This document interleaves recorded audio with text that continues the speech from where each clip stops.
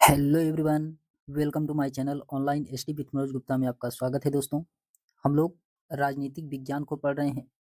आज हम लोग इसमें भारतीय संविधान से पढ़ने वाले हैं। तो भारतीय संविधान में सबसे पहले हम लोग राष्ट्रीय आंदोलन एवं संवैधानिक विकास से जितने भी क्वेश्चन अभी तक किसी न किसी एग्जाम में पूछे गए हैं, चाहे वो यूपी टीजीटी पीजीटी हो या जीआईसी का हो, ये जो कि एलटी एग्जाम के लिए वेरी वेरी इंपॉर्टेंट है। दोस्तों, अगर आपको ये वीडियो पसंद आए तो चैनल को लाइक शेयर सब्सक्राइब अवश्य करिएगा। तो चलिए हम लोग भारतीय संविधान से सबसे पहले हम लोग राष्ट्रीय आंदोलन एवं संवैधानिक विकास से क्वेश्चन को देखते हैं। तो इसमें पहला क्वेश्चन दिया गया है कि निम्नलिखित में से किसमें गांधी जी ने पहली बार हथियार के रूप में भूख हड़ताल का इस्तेमाल किया था? तो किसमें गांधी जी ने पहली बार हथियार के रूप में भूख हड़ताल का इस्तेमाल किया था? ये किए थे अहमदाबाद कारखाने की हड़ताल में। अहमदाबाद कारखाने की हड़ताल में ऑप्शन नंबर सी वाला राइट आंसर होगा। फिर उसके बाद आता है, इसके एक्सप्लेनेशन दिया गया है कि अहमदाबाद जो कि ये 1918 ईस्वी में मिल मालिकों और मजदूरों में प्लेग बोनस को लेकर के विवाद था। गांधी जी 3 दिन के अनशन, जो कि भारत में उनकी प्रथम भूख हड़ताल थी। तो भारत में गांधी जी का प्रथम ये भूख हड़ताल था। 3 दिन के अनशन के बाद मिल मालिक इस मामले पे मध्यस्थता के लिए तैयार हो गए। अंततः उन्हें बोनस देना पड़ा। फिर उसके बाद आता है क्वेश्चन नंबर सेकंड है कि निम्न में से किसने तीनों गोलमेज सम्मेलन में भाग लिया था? तो तीनों गोलमेज सम्मेलन में किसके द्वारा भाग लिया गया था? ये डॉक्टर भीमराव अंबेडकर के द्वारा। ऑप्शन नंबर इसका बी वाला राइट आंसर होगा, डॉक्टर भीमराव अंबेडकर।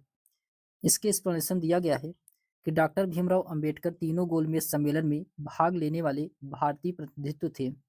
फिर उसके बाद क्वेश्चन नंबर थर्ड है कि 1947 में बने नेहरू की सरकार के कानून मंत्री कौन थे? तो 1947 में कानून मंत्री कौन थे सरकार में? क्वेश्चन नंबर थर्ड का इसमें राइट आंसर होगा doctor Bhimrao Ambedkar. Option number इसका डी वाला राइट आंसर होगा, डॉक्टर भीमराव अंबेडकर थे। इसके एक्सप्लेनेशन दिया गया है कि स्वतंत्र भारत जो कि 15 अगस्त 1947 के प्रथम विधि मंत्री डॉक्टर भीमराव अंबेडकर थे।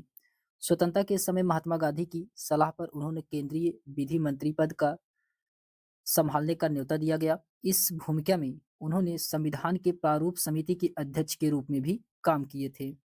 फिर उसके बाद आता है क्वेश्चन नंबर 4 है। क्वेश्चन नंबर 4 में कहा जा रहा है कि निम्न में से किसे भारतीय राष्ट्रवाद का पैगंबर तथा आधुनिक भारत का पिता कहा जाता है? ये किसको कहा जाता है? ये राजा राम मोहन राय को। राजा राम मोहन राय को भारतीय राष्ट्रवाद का पैगंबर तथा आधुनिक भारत का पिता कहा जाता है। फिर उसके बाद आता है, इसके एक्सप्लेनेशन में दिया गया है इसके एक्सप्लेनेशन दिया गया है कि राजा राम मोहन राय को भारतीय पुनर्जागरण का पिता, भारतीय राष्ट्रवाद का पैगंबर, अतीत और भविष्य के मध्य सेतु, भारतीय राष्ट्रवाद का जनक, आधुनिक भारत का पिता, प्रथम आधुनिक पुरुष तथा युग दूत कहे जाते हैं। फिर उसके बाद आता है क्वेश्चन नंबर 5 है कि सर्वप्रथम किसने अपने लेख के मध्य से स्वराज की मांग उठाई थी? तो सबसे पहले किसके द्वारा लेखन के माध्यम से स्वराज की मांग उठाई गई थी? क्वेश्चन नंबर 5 का इसमें राइट आंसर होगा स्वामी दयानंद सरस्वती के द्वारा। स्वामी दयानंद सरस्वती के द्वारा। ऑप्शन नंबर इसका डी वाला राइट आंसर होगा। इसके एक्सप्लेनेशन दिया गया है कि सर्वप्रथम दयानंद सरस्वती ने स्वराज शब्द का प्रयोग किया था और हिंदी को राष्ट्रभाषा के रूप में स्वीकार किया। इन्होंने सबसे पहले विदेशी वस्तुओं के बहिष्कार और स्वदेशी को अपनाने पर बल दिया था। ये सभी विचार भारतीय स्वतंत्रता आंदोलन के मुख्य अंग बने।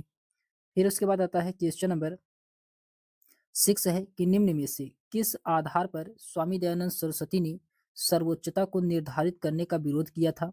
ये किस आधार पर? क्वेश्चन नंबर 6 का इसमें राइट आंसर क्या होगा? तो क्वेश्चन नंबर 6 का इसमें राइट आंसर होगा जन्म। जन्म ऑप्शन नंबर इसका बी वाला राइट आंसर होगा, जन्म। इसके एक्सप्लेनेशन दिया गया है कि दयानंद सरस्वती जो कि इनका नाम मूल शंकर था, 7 अप्रैल 1875 को बंबई में आर्य समाज की स्थापना की थी। तो आर्य समाज की स्थापना किसके द्वारा किया गया था? तो दयानंद सरस्वती के द्वारा किया गया था, जिसका मुख्य उद्देश्य प्राचीन वैदिक धर्म की शुद्ध रूप से पुनः स्थापना करना था। जन्म के आधार पर स्वामी दयानंद सरस्वती ने सर्वोच्चता को निर्धारित करने का विरोध किया था। फिर उसके बाद आता है क्वेश्चन नंबर 7 है, सर्वप्रथम किसने 1857 के विद्रोह को भारत का प्रथम स्वतंत्रता संग्राम कहा है? ये किसके द्वारा कहा गया था? ये वीडी सावरकर के द्वारा, वीडी सावरकर के द्वारा कहा गया है। ऑप्शन नंबर इसका फर्स्ट वाला राइट आंसर होगा, वीडी सावरकर। इसकी एक्सप्लेनेशन दिया गया है कि वीडी सावरकर ने अपनी पुस्तक the Indian war of independence 1857 में इस विद्रोह को सुनियोजित स्वतंत्रता संग्राम की संज्ञा दी है। उन्होंने इसे स्वतंत्रता की पहली लड़ाई कहा है। उन्होंने स्वतंत्रता की पहली लड़ाई कहा है। फिर उसके बाद आता है क्वेश्चन नंबर 8 है कि निम्न में किस कानून द्वारा ईस्ट इंडिया कंपनी से सत्ता ब्रिटिश साम्राज्य को हस्तांतरित कर दी गई थी? ये किस कानून के द्वारा किया गया था? क्वेश्चन नंबर 8 का इसमें राइट आंसर होगा भारत सरकार अधिनियम 1858 के तहत। भारत सरकार अधिनियम 1858 के तहत ऑप्शन नंबर इसका फर्स्ट वाला राइट आंसर होगा। इसके एक्सप्लेनेशन दिया गया है कि भारत सरकार अधिनियम 1858 के तहत भारत का शासन ब्रिटिश साम्राज्य को हस्तांतरित कर दिया गया।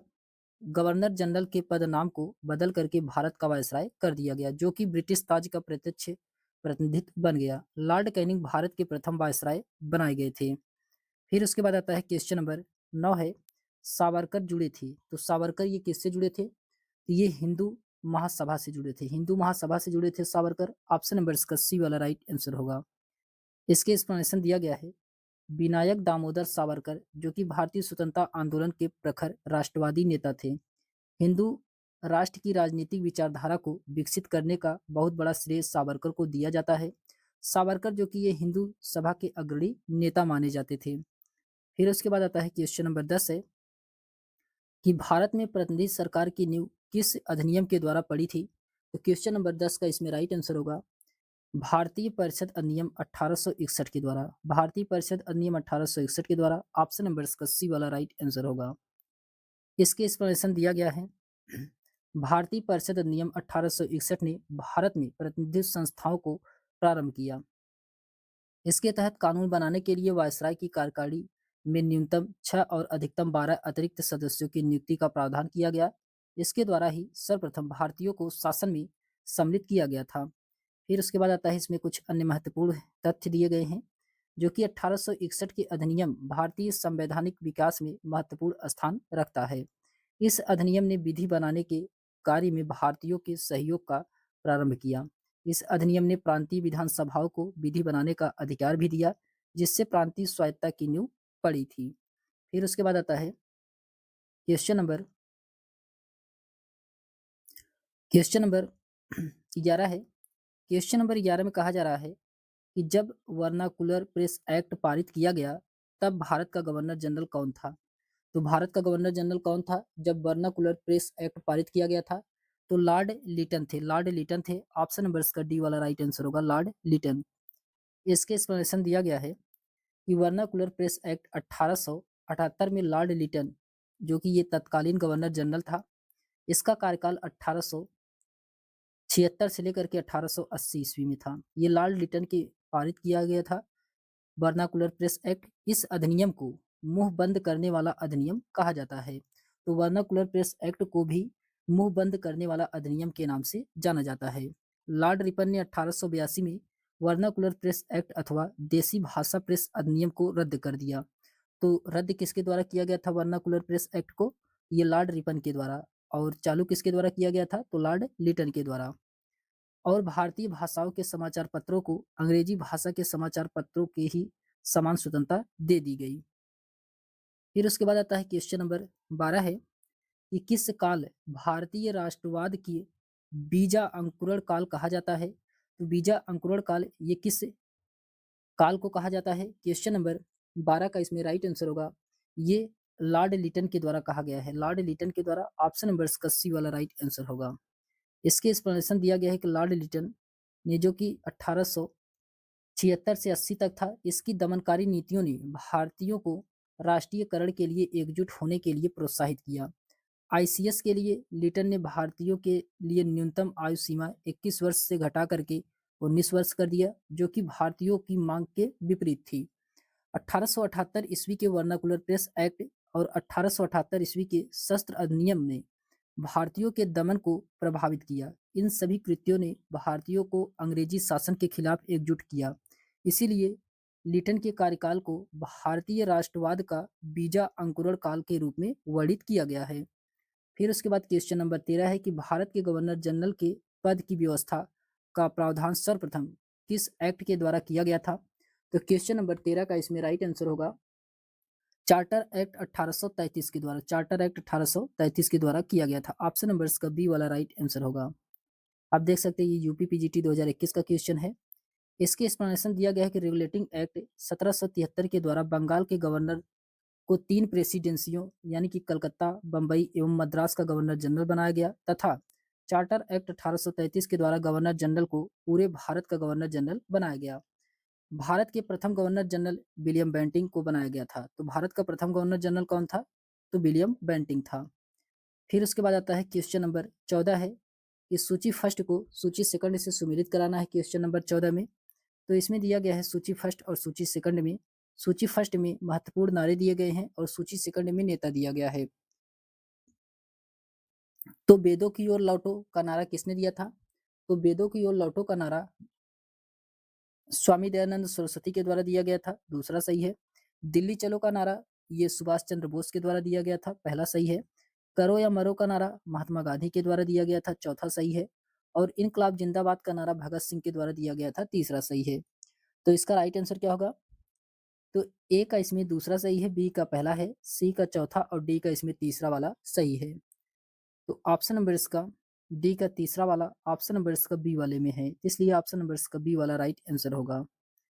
इसके एक्सप्लेनेशन दिया गया है कि वेदों की ओर लौटो दयानंद सरस्वती के द्वारा, दिल्ली चलो सुभाष चंद्र बोस के द्वारा, करो या मरो ये जो कि महात्मा गांधी के द्वारा, इनकलाब जिंदाबाद ये जो कि भगत सिंह के द्वारा नारा दिया गया था। फिर उसके बाद आता है क्वेश्चन नंबर 15 है कि भारतीय राष्ट्रीय कांग्रेस का निर्वाचित प्रथम यूरोपीय अध्यक्ष कौन था? ये जॉर्ज यूले थे। कौन थे? जॉर्ज यूले थे। ऑप्शन नंबर इसका बी वाला राइट आंसर होगा, जॉर्ज यूले। इसके एक्सप्लेनेशन दिया गया है कि भारतीय राष्ट्रीय कांग्रेस का प्रथम निर्वाचित यूरोपीय जॉर्ज यूले था। इसने भारतीय राष्ट्रीय कांग्रेस के चतुर्थ अधिवेशन 1888 की अध्यक्षता की थी। यह अधिवेशन प्रयागराज में संपन्न हुआ था। फिर उसके बाद क्वेश्चन नंबर 16 है कि भारतीय राष्ट्रीय कांग्रेस के नरमपंथियों का विश्वास था। तो नरमपंथियों का विश्वास क्या था भारतीय राष्ट्रीय कांग्रेस के? क्वेश्चन नंबर 16 का इसमें राइट आंसर होगा कि शांतिपूर्ण संवैधानिक तरीकों में विश्वास था। ऑप्शन नंबर इसका फर्स्ट वाला राइट आंसर होगा। फिर उसके बाद आता है इसके एक्सप्लेनेशन दिया गया है कि भारतीय राष्ट्रीय कांग्रेस के नरम दल के नेताओं की आंदोलन की प्रमुख पद्धति राज वामपंथी आंदोलन अर्थात प्रशासन में भारतीयों की भागीदारी की मांग तथा जनता में राजनीतिक जागरूकता उत्पन्न कराना था। इस उदार नीतियों को राजनीतिक भिक्षावृत्ति की नीति कहा जाता है। फिर उसके बाद आता है क्वेश्चन नंबर 17 है कि भारत में औपनिवेशिक स्टेट्स दिए जाने की मांग किसने की थी? तो भारत में औपनिवेशिक स्टेट्स दिए जाने की मांग ये किसके द्वारा किया गया था? क्वेश्चन नंबर 17 का इसमें राइट आंसर क्या होगा? तो इसका राइट आंसर होगा क्वेश्चन नंबर 17 का दादा भाई नौरोजी के द्वारा। दादा भाई नौरोजी के द्वारा ऑप्शन नंबर इसका फर्स्ट वाला राइट आंसर होगा। इसके एक्सप्लेनेशन दिया गया है दादा भाई नौरोजी जिनको हम लोग grand old man of India के नाम से जानते हैं। ये जो कि प्रथम भारतीय थे जो 1892 ईस्वी में उदारवादी दल की ओर से फिसबरी से ब्रिटिश संसद के सदस्य चुने गए थे। अपने प्रवास यानी कि 1855 से 69 ईस्वी के दौरान उन्होंने अंग्रेजों को भारतीयों की समस्याओं से अवगत कराने के उद्देश्य से लंदन इंडियन सोसाइटी 1865 में तथा ईस्ट इंडिया एसोसिएशन 1866 नामक संस्थाएं स्थापित की थी। दादा भाई नौरोजी तथा अन्य नरम दल के नेता जो कि ब्रिटिश शासन के अधीन स्वायत्ता की मांग कर रहे थे। फिर उसके बाद आता है क्वेश्चन नंबर 18 है कि निम्नलिखित में से कौन से ऐसे एक वक्तव्य से बाल गंगाधर तिलक संबंधित नहीं है? तो कौन सा ऐसा वक्तव्य है जो कि बाल गंगाधर तिलक संबंधित नहीं है? तो इसमें पहला दिया गया है कि वह नरमपंथियों के उद्देश्य एवं तरीके से प्रसन्न थे। ये जो कि क्या है? गलत है। ऑप्शन नंबर इसका पहला वाला ही राइट आंसर होगा। ऑप्शन नंबर इसका फर्स्ट वाला इसका राइट आंसर होगा। फिर उसके बाद आता है इसके एक्सप्लेनेशन दिया गया है कि कांग्रेस नेतृत्व की आवेदन निवेदन नीति की असफलता ने देश के अंदर और खुद कांग्रेस के अंदर असंतोष पैदा किया। ब्रिटिश सरकार द्वारा लगातार कांग्रेस के प्रति अपनाई जाने वाली उपेक्षापूर्ण नीति ने कांग्रेस के युवा नेताओं जैसे बाल गंगाधर तिलक, लाला लाजपत राय एवं बिपिन चंद्र पाल को अंदर से आंदोलन किया। बाल गंगाधर तिलक नरमपंथियों के उद्देश्य एवं तरीके से प्रसन्न थे। यह कथन क्या है? गलत है। ये प्रसन्न नहीं थे। ऑप्शन नंबर इसका फर्स्ट वाला राइट आंसर था। फिर उसके बाद क्वेश्चन नंबर 19 है कि निम्नलिखित उदारवादी नेताओं में से किसे चांदी की बीड़ा वाला वक्ता कहा गया था? ये किसको कहा गया है? ये गोपाल कृष्ण गोखले को कहा गया है। गोपाल कृष्ण गोखले को ऑप्शन नंबर इसका बी वाला राइट आंसर होगा। इसके एक्सप्लेनेशन दिया गया है कि गोपाल कृष्ण गोखले ने भारतीय उदारवादियों में सिरमौर थे, जो कि गोखले भाषण कला में अत्यंत निपुण थे। गोखले जी ने इस भाषण कला का ज्ञान ब्रिटिश रूढ़िवादी विचारक एडमंड बर्क से प्राप्त किया था। गोखले ने बर्क की पुस्तक reflection of the French revolution को कंठस्थ कर लिया था। फिर उसके बाद उससे भाषण कला एवं रूढ़िवाद को ग्रहण किया। गोखले संवैधानिक परंपराओं को पूरी तरह से निर्वाहित करते थे। वे जिस समय भारतीय सदन में भाषण देते थे, उस वक्त पूरा सदन शांत होकर उनके विचारों को सुनता था। वे महान संसदवेत्ता थे। लॉर्ड कर्जन ने उनकी अत्यंत प्रशंसा की है। कर्जन के शब्दों में कहा गया है कि मैंने आज तक किसी ऐसे जाति में गोखले जैसा संसदीय परंपराओं का सम्मान तथा पालन करने वाले योग्य वक्ता नहीं देखा है। गोखले के इस चतुर्य वाक्पटुता के कारण उन्हें चांदी की वाड़ी वाला वक्ता कहा जाता है। फिर क्वेश्चन नंबर 20 है कि गांधी जी द्वारा किसको अपना राजनीतिक गुरु माना था? ये गोपाल कृष्ण गोखले को। गोपाल कृष्ण गोखले को गांधी जी ने अपना राजनीतिक गुरु माना था। ऑप्शन नंबर इसका बी वाला राइट आंसर होगा। इसके एक्सप्लेनेशन दिया गया है कि गोखले अपने राजनीतिक दर्शन में सच्चे उदारवादी थे। वह स्वभाव और मृद न्यायप्रिय में विश्वास करते थे। उन्हें पूर्ण विश्वास था कि देश का पुनरुद्धार राजनीतिक उत्तेजना के बावंडरों में नहीं हो सकता। वह साध्य और साधन दोनों की पवित्रता में विश्वास करते थे। गोखले इन्हीं विचारों से प्रभावित होकर के गांधी जी उन्हें अपना राजनीतिक गुरु बनाया था। फिर उसके बाद आता है क्वेश्चन नंबर 81 है, सॉरी क्वेश्चन नंबर 21 है कि गोपाल कृष्ण गोखले किस वर्ष अखिल भारतीय कांग्रेस समिति के अध्यक्ष बनाए गए थे? ये किस वर्ष बनाए गए थे? क्वेश्चन नंबर 21 का इसमें राइट आंसर होगा। ये बनाए गए थे 1905 में। 1905 में ऑप्शन नंबर इसका बी वाला राइट आंसर होगा। 1905 में। इसके एक्सप्लेनेशन दिया गया है 27 से 30 दिसंबर 1905 के मध्य वाराणसी में कांग्रेस का 21वां वार्षिक अधिवेशन हुआ, जिसकी अध्यक्षता गोपाल कृष्ण गोखले के द्वारा किया गया था। बनारस अधिवेशन में गोखले को विपक्ष के नेता की उपाधि दी गई थी। इस अधिनियम में वे अखिल भारतीय कांग्रेस समिति के अध्यक्ष नियुक्त किए गए थे। फिर उसके बाद आता है क्वेश्चन नंबर 22 है, स्वदेशी आंदोलन प्रारंभ किया गया था। स्वदेशी आंदोलन प्रारंभ कब किया गया था? ये किया गया था 1905 के बंगाल विभाजन के विरोध में। 1905 के बंगाल विभाजन के विरोध में स्वदेशी आंदोलन चलाया गया था। इसके एक्सप्लेनेशन दिया गया है कि कर्जन ने 20 जुलाई 1905 को बंगाल विभाजन की घोषणा की, जिसके परिणाम स्वरूप 7 अगस्त 1905 को कलकत्ता के टाउन हॉल में स्वदेशी आंदोलन की घोषणा की गई। इसी बैठक में ऐतिहासिक बहिष्कार प्रस्ताव पारित हुआ। स्वदेशी आंदोलन के समय आंदोलन के प्रति जन समर्थन एकत्र करने के उद्देश्य से अश्विनी कुमार दत्त ने स्वदेश बांधव समिति की स्थापना की। तिलक, लाला लाजपत राय तथा अरविंद घोष ने पूरे देश में स्वदेशी एवं बहिष्कार का प्रचार किया। 16 अक्टूबर 1905 को बंगाल विभाजन प्रभावित हो गया। 16 अक्टूबर 1905 को बंगाल विभाजन प्रभावी हुआ। फिर उसके बाद क्वेश्चन नंबर 23 है कि निम्नलिखित में से कौन सा युग में सही सुमेलित नहीं है? तो कौन सा युग में इसमें है जो कि सही सुमेलित नहीं है क्वेश्चन नंबर 23 में? तो इसमें दिया गया है Khudiram Bose George king Ford से संबंधित है, सही है। बारिंद्र कुमार घोष ढाका षड्यंत्र अभियोग, ये जो कि क्या है? गलत है। ऑप्शन नंबर इसका बी वाला यही इसमें क्या है? सही सुमेलित नहीं है। जबकि तारकनाथ दास, ये जो कि Hindustan association of America, Lala Hardayal Yugantar circular, ये संबंधित है। ऑप्शन नंबर इसका बी वाला यही इसका राइट आंसर होगा। यही इसमें सही सुमेलित नहीं है। फिर उसके बाद आता है इसके एक्सप्लेनेशन दिया गया कि बारिंद्र कुमार घोष का संबंध ढाका षड्यंत्र अभियोग से नहीं था। बारिंद्र कुमार घोष 1907 ईस्वी में क्रांतिकारी गतिविधियों के लिए मणितल्ला पार्टी का गठन किया। वह भारत के प्रसिद्ध स्वतंत्रता सेनानी तथा पत्रकार थे। 1908 ईस्वी में उन्हें मृत्युदंड दे दिया गया, जिसे बाद में आजीवन कारावास में बदल दिया गया। फिर उसके बाद क्वेश्चन नंबर 24 है कि बंगाल विभाजन के समय कौन सा आंदोलन प्रारंभ किया गया था? तो बंगाल विभाजन के समय कौन सा आंदोलन प्रारंभ किया गया था? तो ये था स्वदेशी आंदोलन। ऑप्शन नंबर इसका सी वाला राइट आंसर होगा, स्वदेशी आंदोलन। फिर उसके बाद क्वेश्चन नंबर 25 है कि बंगाल विभाजन का वास्तविक उद्देश्य क्या था? बंगाल विभाजन का वास्तविक उद्देश्य क्या था? इसमें बंगाल में बढ़ती हुई राष्ट्रीयता की भावना को रोकना था। तो बंगाल में बढ़ती हुई राष्ट्रीयता की भावना को रोकना था। ऑप्शन नंबर इसका बी वाला राइट आंसर होगा। इसके एक्सप्लेनेशन दिया गया है कि ऊपरी तौर पर यद्यपि ब्रिटिश सरकार ने बंगाल विभाजन का उद्देश्य प्रशासनिक सुविधा बताया था, परंतु वास्तव में बंगाल विभाजन मुख्यतः बंगाली राष्ट्रवाद की वृद्धि को दुर्बल करने के लिए किया गया था। तत्कालीन वायसराय लॉर्ड कर्जन के अनुसार अंग्रेजी हुकूमत का यह प्रयास कलकत्ता को सिंहासनच्युत करना तथा बंगाली आबादी का बंटवारा था। एक ऐसे केंद्र को समाप्त करना था जहां से बंगाल एवं पूरे देश में कांग्रेस पार्टी का संचालन होता था और साजिशें रची जाती थी। कहाँ से? ये बंगाल से। फिर उसके बाद आता है क्वेश्चन नंबर 26 है। क्वेश्चन नंबर 26 में कहा जा रहा है कि सन 1909 के एक्ट को दूसरे किस नाम से पुकारा जाता है?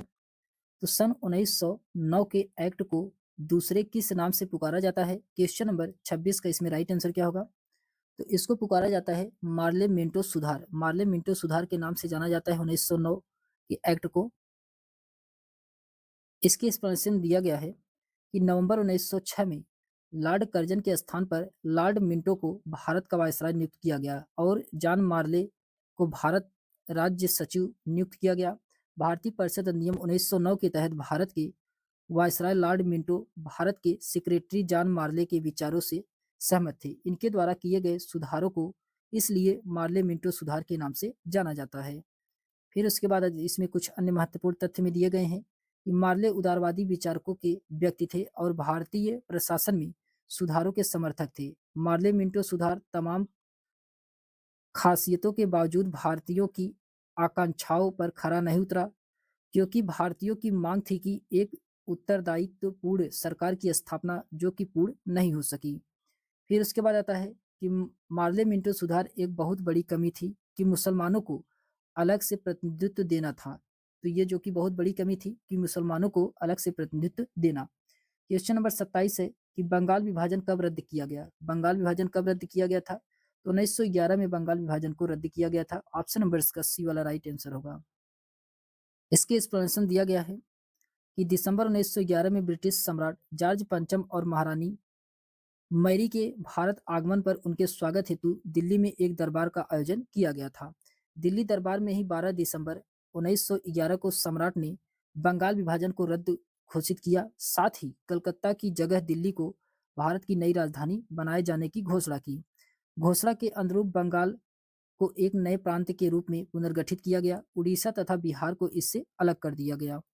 फिर उसके बाद आता है क्वेश्चन नंबर 28 है कि निम्नलिखित में से कौन होम रूल आंदोलन से संबंधित था? तो होम रूल आंदोलन से कौन संबंधित है? क्वेश्चन नंबर 28 का इसमें राइट आंसर होगा। 28 का इसमें राइट आंसर होगा लोकमान्य तिलक। लोकमान्य तिलक, ऑप्शन नंबर इसका सी वाला राइट आंसर होगा, लोकमान्य तिलक। इसके एक्सप्लेनेशन दिया गया है कि अप्रैल 1916 में तिलक ने पूना में होम रूल लीग की स्थापना की। इसके प्रथम अध्यक्ष जोसेफ बैप्टिस्टा एवं सचिव एन.सी. केलकर थे। तिलक के द्वारा स्थापित लीग के कमेटी के सदस्यों में जी.आर. खारपड़े, बी.एस.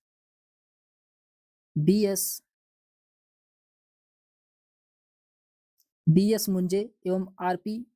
करंडीकर चुने गए थे। तिलक द्वारा स्थापित लीग का प्रभाव कर्नाटक, महाराष्ट्र, जो कि ये बंबई को छोड़ करके मध्य प्रांत एवं बरार तक फैला था।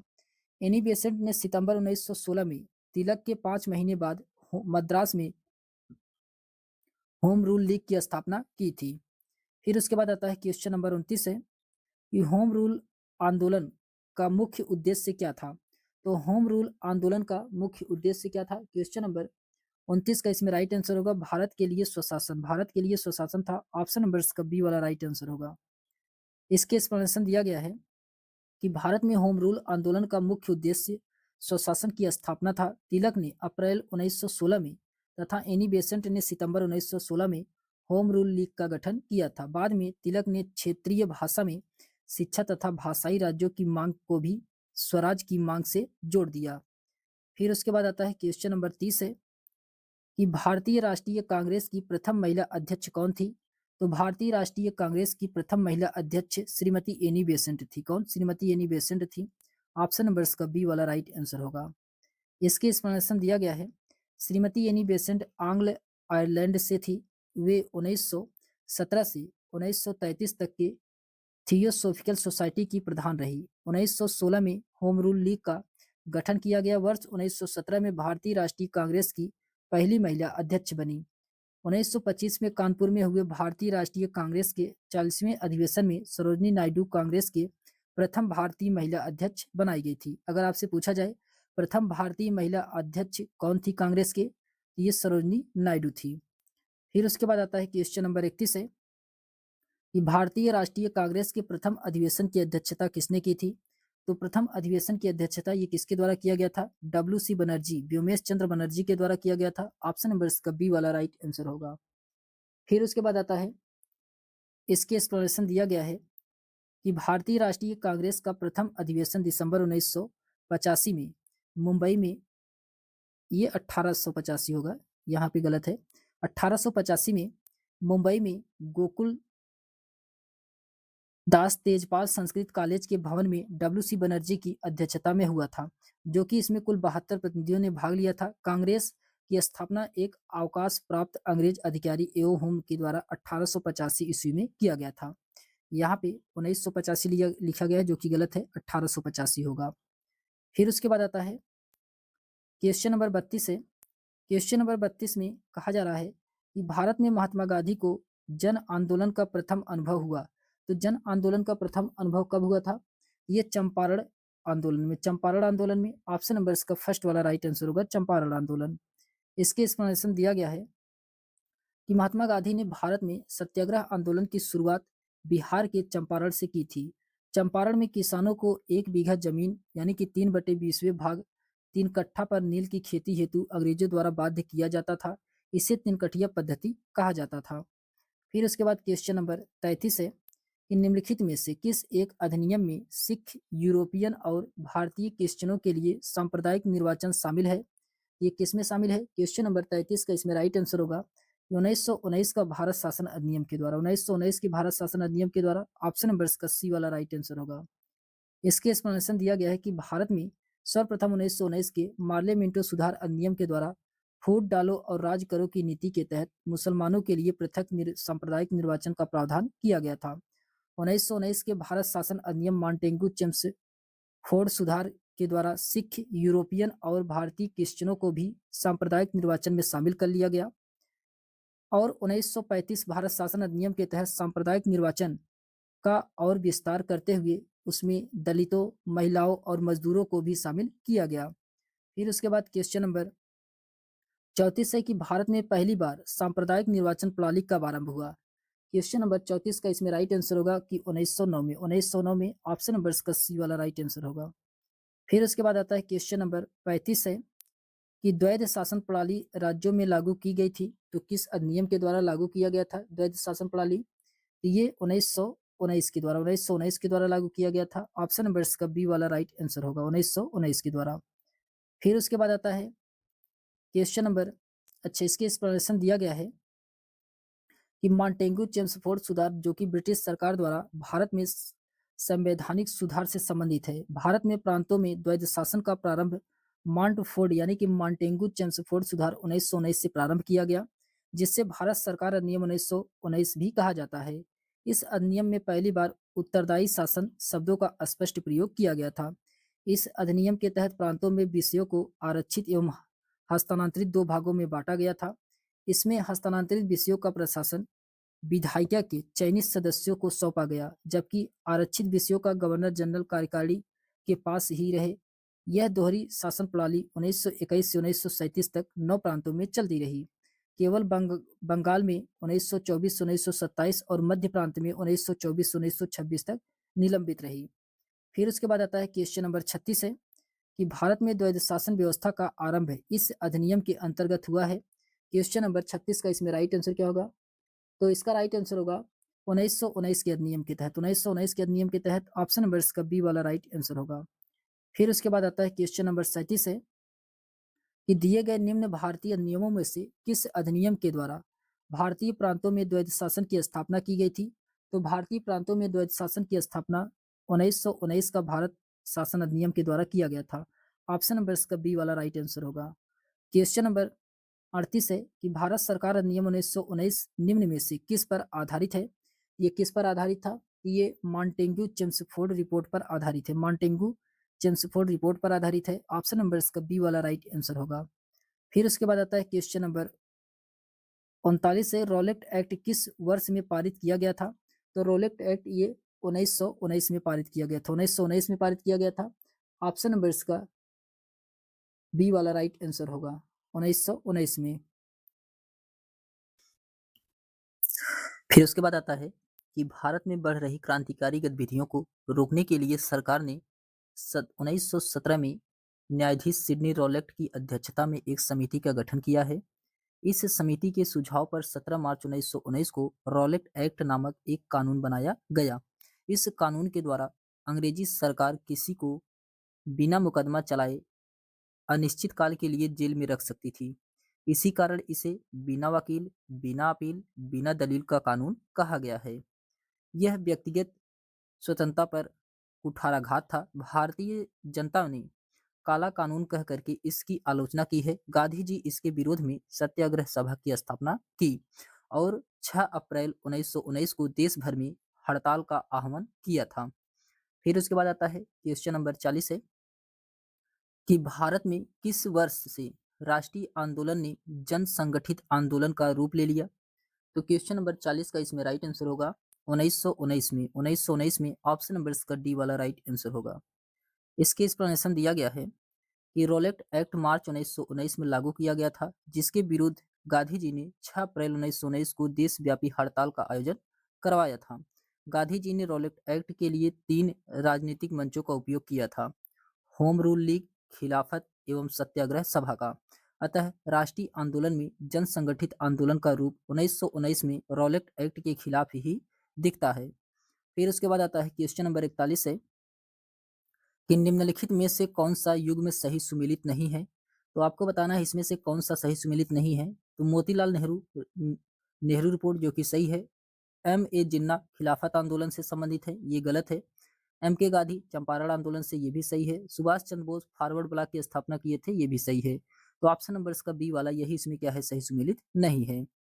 इसके एक्सप्लेनेशन दिया गया है कि ब्रिटेन तथा उसके सहयोगियों द्वारा तुर्की की उस्मानिया सल्तनत और उसके सुल्तान, जिसे सुल्तान मुसलमान अपना खलीफा यानी कि धर्मगुरु मानते थे, उनके विरुद्ध कार्यवाही का भारतीय मुसलमान समुदाय द्वारा विरोध किया गया, जिसे खिलाफत आंदोलन कहा गया है। नवंबर 1919 में दिल्ली में आयोजित अखिल भारतीय खिलाफत सम्मेलन में इस कार्यवाही का विरोध करने का निर्णय किया गया था तथा अली बंधु, इसमें मोहम्मद अली और शौकत अली, मौलाना आजाद, हकीम अजमल खान और हसरत मोहानी के नेतृत्व में खिलाफत कमेटी का गठन किया गया था।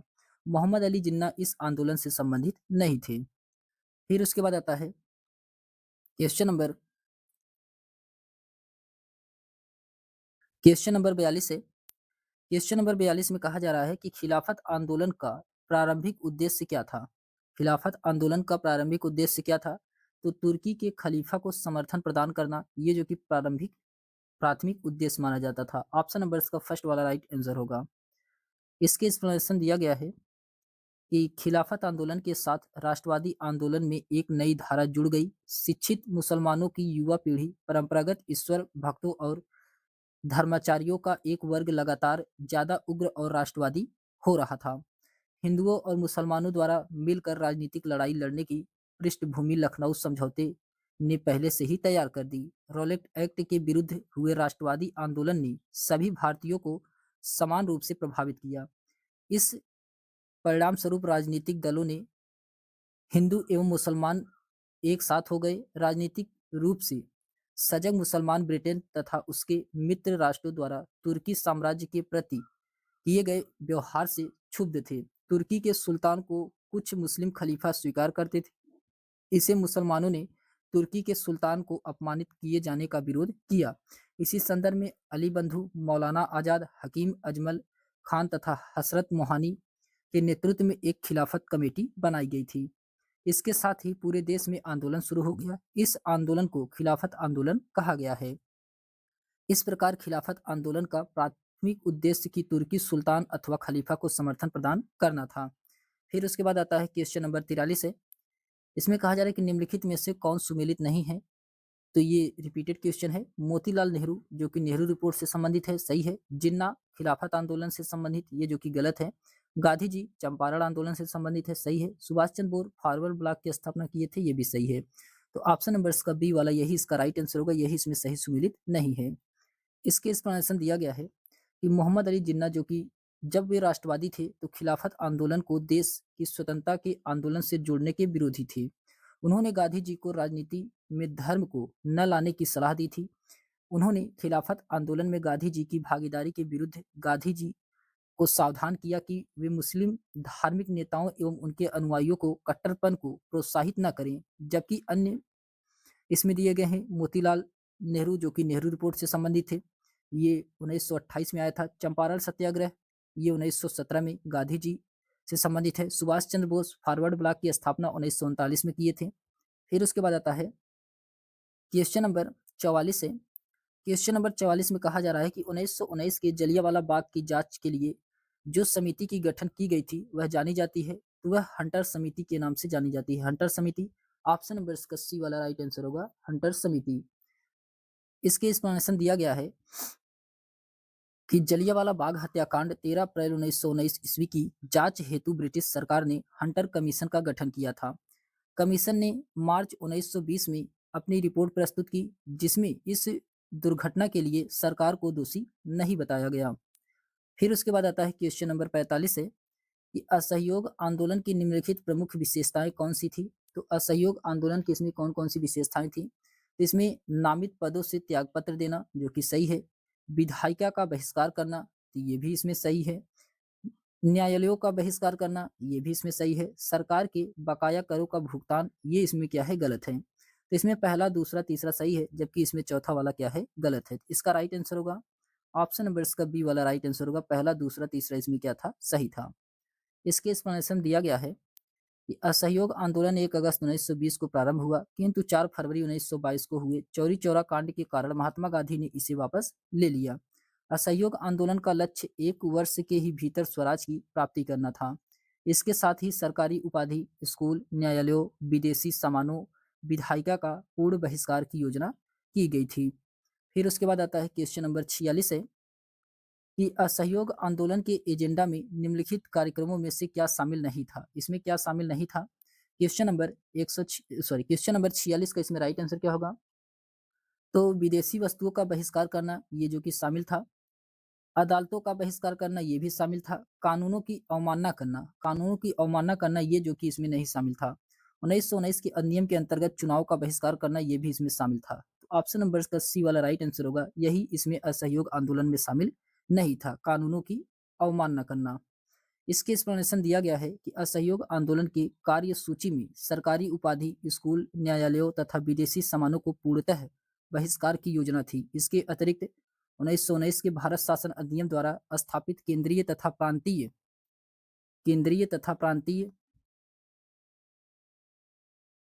प्रांतीय विधानमंडलों का कांग्रेस ने गांधी जी के निर्देशानुसार बहिष्कार किया। 1920 के चुनाव में भाग नहीं लिया। कानूनों की अवमानना संबंधित कोई भी योजना असहयोग आंदोलन से सही नहीं थी।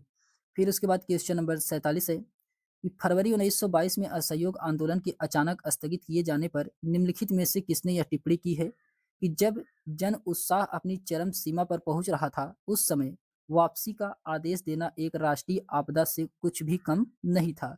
ये किसके द्वारा कहा गया है। क्वेश्चन नंबर 47 का इसमें राइट आंसर होगा सुभाष चंद्र बोस के द्वारा कहा गया था। सुभाष चंद्र बोस के द्वारा, ऑप्शन नंबर इसका बी वाला राइट आंसर होगा। इसकी एक्सप्लेनेशन दिया गया है कि 1920-22 में गांधी जी के नेतृत्व में असहयोग आंदोलन चल रहा था। 4 फरवरी 1922 को उत्तर प्रदेश के गोरखपुर जिले में चौरी चौरा नामक स्थान के थाने पर जनता ने आक्रमण करके पुलिस के 22 जवानों को जिंदा जला दिया। इस हिंसा के विरोध में गांधी जी 12 फरवरी 1922 को बारदोली में हुई कांग्रेस की बैठक में असहयोग आंदोलन वापस लेने की घोषणा कर दी। गांधी जी इस निर्णय की आलोचना करते हुए सुभाष चंद्र बोस जी ने कहा था कि जब जन उत्साह अपनी चरम सीमा पर पहुंचा रहा था, उस समय वापसी का आदेश देना एक राष्ट्रीय आपदा से कुछ कम नहीं था। आंदोलन को समाप्त करने के समर्थन में गांधी जी ने यंग इंडिया में लिखा, आंदोलन को हिंसक होने से बचाने के लिए मैं हर एक अपमान, हर एक यंत्र पूर्ण बहिष्कार कर सकता हूं, ताकि मौत को भी सहने को तैयार हूं।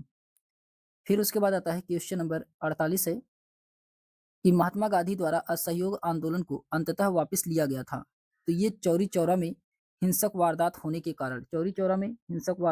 कारण महात्मा गांधी जी द्वारा असहयोग आंदोलन को वापस लिया गया था। ऑप्शन नंबर इसका बी वाला राइट आंसर होगा। इसके एक्सप्लेनेशन दिया गया है कि महात्मा गांधी द्वारा असहयोग आंदोलन चौरी चौरा में हिंसा वारदात के बाद वापस लिया गया था। 4 फरवरी 1922 को असहयोग आंदोलन के दौरान गोरखपुर यानी कि उत्तर प्रदेश में पड़ता है, ये चौरी चौरा नामक स्थान पर आंदोलनकारियों ने भीड़ में थाने में आग लगा दिया, जिसमें 23 पुलिसकर्मियों की मौत हो गई।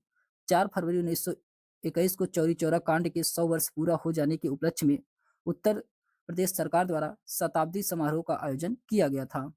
फिर उसके बाद आता है क्वेश्चन नंबर 49 है। क्वेश्चन नंबर 49 में कहा जा रहा है कि स्वराज दल की स्थापना का मुख्य उद्देश्य क्या था। तो स्वराज दल की स्थापना का मुख्य उद्देश्य क्या था? क्वेश्चन नंबर 49 का इसमें राइट आंसर होगा काउंसिल प्रवेश। ऑप्शन नंबर इसका सी वाला राइट आंसर होगा। इसके एक्सप्लेनेशन दिया गया है कि चौरी चौरा कांड के पश्चात महात्मा गांधी ने फरवरी 1922 में असहयोग आंदोलन वापस लेने के लिए सी.आर. दास और मोतीलाल नेहरू ने औपनिवेशिक सत्ता का विरोध जारी करने के लिए एक नई रणनीति की वकालत करते हुए सुझाव दिया कि राष्ट्रवादी आंदोलनकारी विधान परिषदों यानी कि लेजिस्लेटिव काउंसिलों का बहिष्कार करना बंद करे। इन काउंसिलों का सदस्य बन करके वे पाखंडी संसद का पर्दाफाश करे। इसी उद्देश्य से सी.आर. दास और मोतीलाल नेहरू ने मार्च 1923 को एक नई पार्टी कांग्रेस खिलाफत स्वराज पार्टी का गठन किया था। फिर उसके बाद आता है क्वेश्चन नंबर 50 है कि निम्नलिखित में से कौन स्वराज पार्टी से संबंधित था। तो स्वराज पार्टी से कौन संबंधित थे? क्वेश्चन नंबर 50 का इसमें राइट आंसर क्या होगा? तो ये थे डॉक्टर एम आर जयकर ये स्वराज पार्टी से संबंधित थे। ऑप्शन नंबर इसका सी वाला राइट आंसर होगा। इसके एक्सप्लेनेशन दिया गया है कि स्वराज पार्टी की स्थापना मार्च 1923 में सी.आर. दास और मोतीलाल नेहरू के द्वारा किया गया था। डॉक्टर एम आर जयशंकर भी स्वराज पार्टी से संबंधित थे। डॉक्टर राजेंद्र प्रसाद गांधी जी के समर्थक थे, वह स्वराज पार्टी के समर्थक नहीं थे। जबकि गोखले एवं बीजी यानी कि बाल गंगाधर तिलक की स्वराज पार्टी 1923 की स्थापना से पूर्व ही इनकी क्या हो चुकी थी? मृत्यु हो चुकी थी। फिर क्वेश्चन नंबर 51 है कि महात्मा गांधी कब भारतीय राष्ट्रीय कांग्रेस के अध्यक्ष बने थे? ये 1924 में बने थे। कब? 1924 में। ऑप्शन नंबर इसका बी वाला राइट आंसर होगा। इसके एक्सप्लेनेशन दिया गया है कि महात्मा गांधी केवल एक बार 1924 में बेलगांव अधिवेशन की अध्यक्षता की थी। इसी समय कांग्रेस और मुस्लिम लीग दोनों अलग हो गए। क्वेश्चन नंबर 52 है कि किसने कहा कि कांग्रेस लाल डफरिन के दिमाग की उपज है? ये किसके द्वारा कहा गया था? क्वेश्चन नंबर 52 का इसमें राइट आंसर होगा लाला लाजपत राय के द्वारा। लाला लाजपत राय के द्वारा कहा गया था कि कांग्रेस लाल डफरिन के दिमाग की उपज थी। फिर उसके बाद आता है इसके एक्सप्लेनेशन दिया गया है कि लाला लाजपत राय ने कहा था कि कांग्रेस लाल डफरिन के दिमाग की उपज थी। वस्तुतः कांग्रेस की स्थापना के पीछे अंग्रेजों का उद्देश्य क्या था, इसको लेकर के इतिहासकारों में मतभेद रहा। इसी संदर्भ में लाला लाजपत राय ने उपयुक्त कथन किया है। इसके बारे में डफरिन ने कहा है कि वह जनता के उस अल्पसंख्यक वर्ग का प्रतिनिधित्व करती है जिसकी संख्या सूक्ष्म है। फिर उसके बाद आता है क्वेश्चन नंबर 53 है। 53 में कहा जा रहा है कि गांधी जी द्वारा चलाया गया बारदोली आंदोलन किसके विरुद्ध था? तो बारदोली आंदोलन ये किसके विरुद्ध था? ये भूमि कर में अधिक वृद्धि के विरुद्ध था। भूमि कर में अधिक वृद्धि के। ऑप्शन नंबर इसका डी वाला राइट आंसर होगा। इसकी एक्सप्लेनेशन दिया गया है कि 1928 में सूरत जिले के बारदौली तालुके में गांधीवादी आंदोलन और सत्याग्रह को पर्याप्त सफलता मिली। बारदौली सत्याग्रह भारतीय राष्ट्रीय आंदोलन का सबसे संगठित, व्यापक एवं सफल आंदोलन रहा। यह आंदोलन सरकार द्वारा बढ़ाए गए 30% कर के विरोध में चलाया गया था। फिर उसके बाद आता है क्वेश्चन नंबर 54 है कि नेहरू समिति रिपोर्ट में निम्नलिखित में से कौन एक संतुष्टि नहीं की गई थी? ये कौन सा नहीं किया गया था? क्वेश्चन नंबर 54 का इसमें राइट आंसर होगा कि सिंध एक मुस्लिम बहुल प्रांत होगा। सिंध एक मुस्लिम बहुल प्रांत होगा, ये इसमें नहीं कहा गया था नेहरू रिपोर्ट में। जबकि इसमें कहा गया था कि भारत अन्य अधिराज्यों की तरह माना जाना चाहिए, सही है। केंद्र में मुस्लिमों के लिए सीटें आरक्षित नहीं होंगी, ये भी सही है। संसद द्विसदनात्मक हो, ये भी सही है। तो ऑप्शन नंबर इसका डी वाला यही इसका राइट आंसर होगा। इसके एक्सप्लेनेशन दिया गया है कि नेहरू समिति ने अपनी रिपोर्ट अगस्त 1928 में पेश की, जिसे नेहरू रिपोर्ट कहा गया। इसमें निम्नलिखित शामिल थे। इसमें उत्तरदायी सरकार की स्थापना करना था, भारत के लिए डोमिनियन स्टेट का प्रावधान करना था, संयुक्त निर्वाचन मंडल की स्थापना करना था, द्विसदनात्मक व्यवस्था बनाना था, मौलिक अधिकार की व्यवस्था करनी थी। ये जो कि क्या है नेहरू रिपोर्ट में कहा गया है। इसमें अल्पमत वाले क्षेत्रों में मुसलमानों को आरक्षण दिए जाने की बात कही गई थी। अवशिष्ट शक्तियां केंद्र को दिया जाना चाहिए, ये इसमें कहा गया था नेहरू रिपोर्ट में। फिर क्वेश्चन नंबर 55 है कि निम्नलिखित में से कौन सा एक नेहरू रिपोर्ट समिति 1928 के स्रोत से भारत के संविधान में समाविष्ट किया गया है? ये मौलिक अधिकार ऑप्शन नंबर इसका सी वाला राइट आंसर होगा, मौलिक अधिकार। फिर उसके बाद आता है इसके एक्सप्लेनेशन दिया गया है कि संविधान द्वारा प्रतिपादित मौलिक अधिकारों का प्रावधान संविधान के एक प्रमुख लक्षण है। मौलिक अधिकारों की व्यवस्था का विचार राष्ट्रवादी आंदोलन के दिनों से ही एक प्रबल विचार माना जा रहा था। 1928 की नेहरू रिपोर्ट में मूल अधिकारों का वर्णन किया गया था। संविधान में मौलिक अधिकारों को शामिल करने के स्रोत के रूप में नेहरू रिपोर्ट 1928 का प्रमुख योगदान रहा है। फिर उसके बाद आता है क्वेश्चन नंबर 56 है। क्वेश्चन नंबर 56 में कहा जा रहा है कि निम्नलिखित में से कौन सा सही है? आपको बताना है इसमें से कौन सा सही है क्वेश्चन नंबर 56 में। तो क्वेश्चन नंबर 56 का इसमें राइट आंसर होगा कि मूल अधिकारों को भारतीय संविधान में सम्मिलित करने के लिए 1928 की नेहरू रिपोर्ट के समर्थन किया था। ऑप्शन नंबर इसका फर्स्ट वाला राइट आंसर होगा। फिर उसके बाद आता है क्वेश्चन नंबर 57 है, कांग्रेस ने अपने पूर्ण स्वराज के उद्देश्य को किस वर्ष में निर्धारित किया था? ये 1929 में निर्धारित किए थे। ऑप्शन नंबर इसका डी वाला राइट आंसर होगा। इसके एक्सप्लेनेशन दिया गया है कि भारतीय राष्ट्रीय कांग्रेस के लाहौर अधिवेशन 1929 की अध्यक्षता जवाहरलाल नेहरू के द्वारा किया गया था। इसी अधिवेशन में पूर्ण स्वराज का प्रस्ताव पारित किया गया था। 26 जनवरी को स्वतंत्रता दिवस मनाने जाने का निश्चय किया गया था। फिर क्वेश्चन नंबर 58 है कि भारत को पूर्ण आज़ादी एवं 26 जनवरी को स्वतंत्रता दिवस स्वीकार करने की मांग किसने की थी? ये जवाहरलाल नेहरू के द्वारा किया गया था। जवाहरलाल नेहरू के द्वारा। ऑप्शन नंबर इसका डी वाला राइट आंसर होगा। इसके एक्सप्लेनेशन दिया गया है कि पूर्ण स्वराज के संकल्प को भारतीय राष्ट्रीय कांग्रेस के लाहौर अधिवेशन 1929 में जवाहरलाल नेहरू के द्वारा तैयार और प्रस्तुत किया गया था। अधिवेशन की अध्यक्षता करते हुए जवाहरलाल नेहरू ने कहा है कि आज हमारा बस एक ही लक्ष्य है, स्वाधीनता का लक्ष्य। हमारे लिए स्वाधीनता के मायने है कि ब्रिटिश साम्राज्यवाद से पूर्णतः स्वतंत्रता। 1930 की 26 जनवरी को प्रथम स्वाधीनता दिवस मनाया गया तथा उससे प्रतिवर्ष 26 जनवरी को स्वाधीनता दिवस मनाया जाने लगा। इसीलिए 26 नवंबर 1949 को संविधान पूर्णतः बनकर के तैयार हो जाने के बाद भी 26 जनवरी 1950 को लागू किया गया था। क्वेश्चन नंबर 59 है कि नमक कानून तोड़ने के लिए गांधी जी ने प्रसिद्ध दांडी यात्रा प्रारंभ किया था। तो प्रसिद्ध दांडी यात्रा कब प्रारंभ किया था? तो 12 मार्च 1930 को। 12 मार्च 1930 को दांडी यात्रा गांधी जी के द्वारा शुरू किया गया था नमक कानून तोड़ने के लिए। ऑप्शन नंबर इसका बी वाला राइट आंसर होगा। फिर उसके बाद आता है इसके एक्सप्लेनेशन दिया गया है कि महात्मा गांधी ने 12 मार्च 1930 को अपना प्रसिद्ध दांडी मार्च शुरू किया। उन्होंने साबरमती आश्रम से 78 अनुयायियों के साथ सत्याग्रह के लिए कूच किया।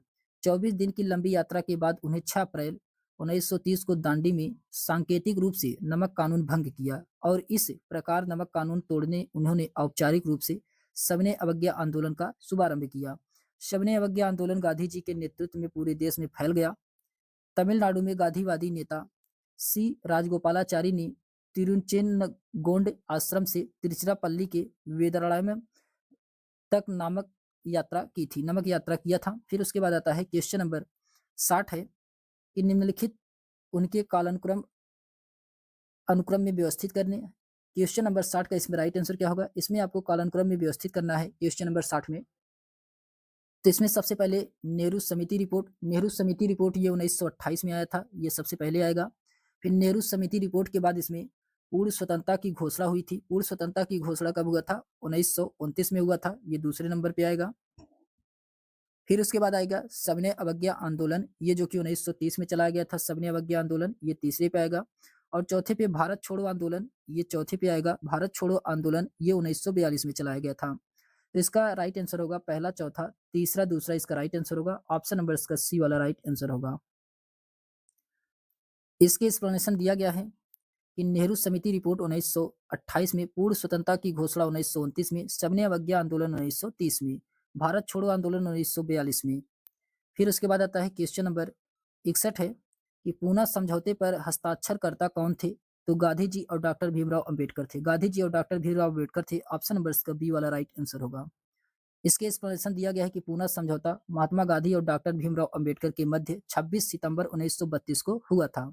रैमजे मैकडोनाल्ड द्वारा 16 अगस्त 1932 को प्रस्तुत सांप्रदायिक पंचायत कम्युनल अवार्ड के विरोध में गांधी जी ने पूना की यरबदा जेल में आमरण अनशन प्रारंभ कर दिया। सांप्रदायिक पंचायत के तहत दलित वर्ग के लिए पृथक प्रतिनिधित्व का प्रावधान किया गया था।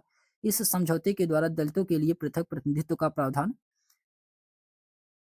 प्रावधान समाप्त कर दिया गया और उनके लिए प्रांतीय विधानमंडल में सुरक्षित सीटों की संख्या 71 से बढ़ा करके 147 कर दी गई। केंद्रीय ये प्रांतों में किया गया है, 71 से बढ़ा करके कितना 147 किया गया है। और केंद्रीय विधानमंडल में दलितों के लिए सुरक्षित सीटों की संख्या 18% की वृद्धि कर दी गई, जिसमें 247 कर दिया गया। फिर उसके बाद आता है क्वेश्चन नंबर 62 है कि किसने गांधी जी के नमक सत्याग्रह की तुलना नेपोलियन की पेरिस यात्रा से की है? ये किसने कहा है? क्वेश्चन नंबर 62 का इसमें राइट आंसर होगा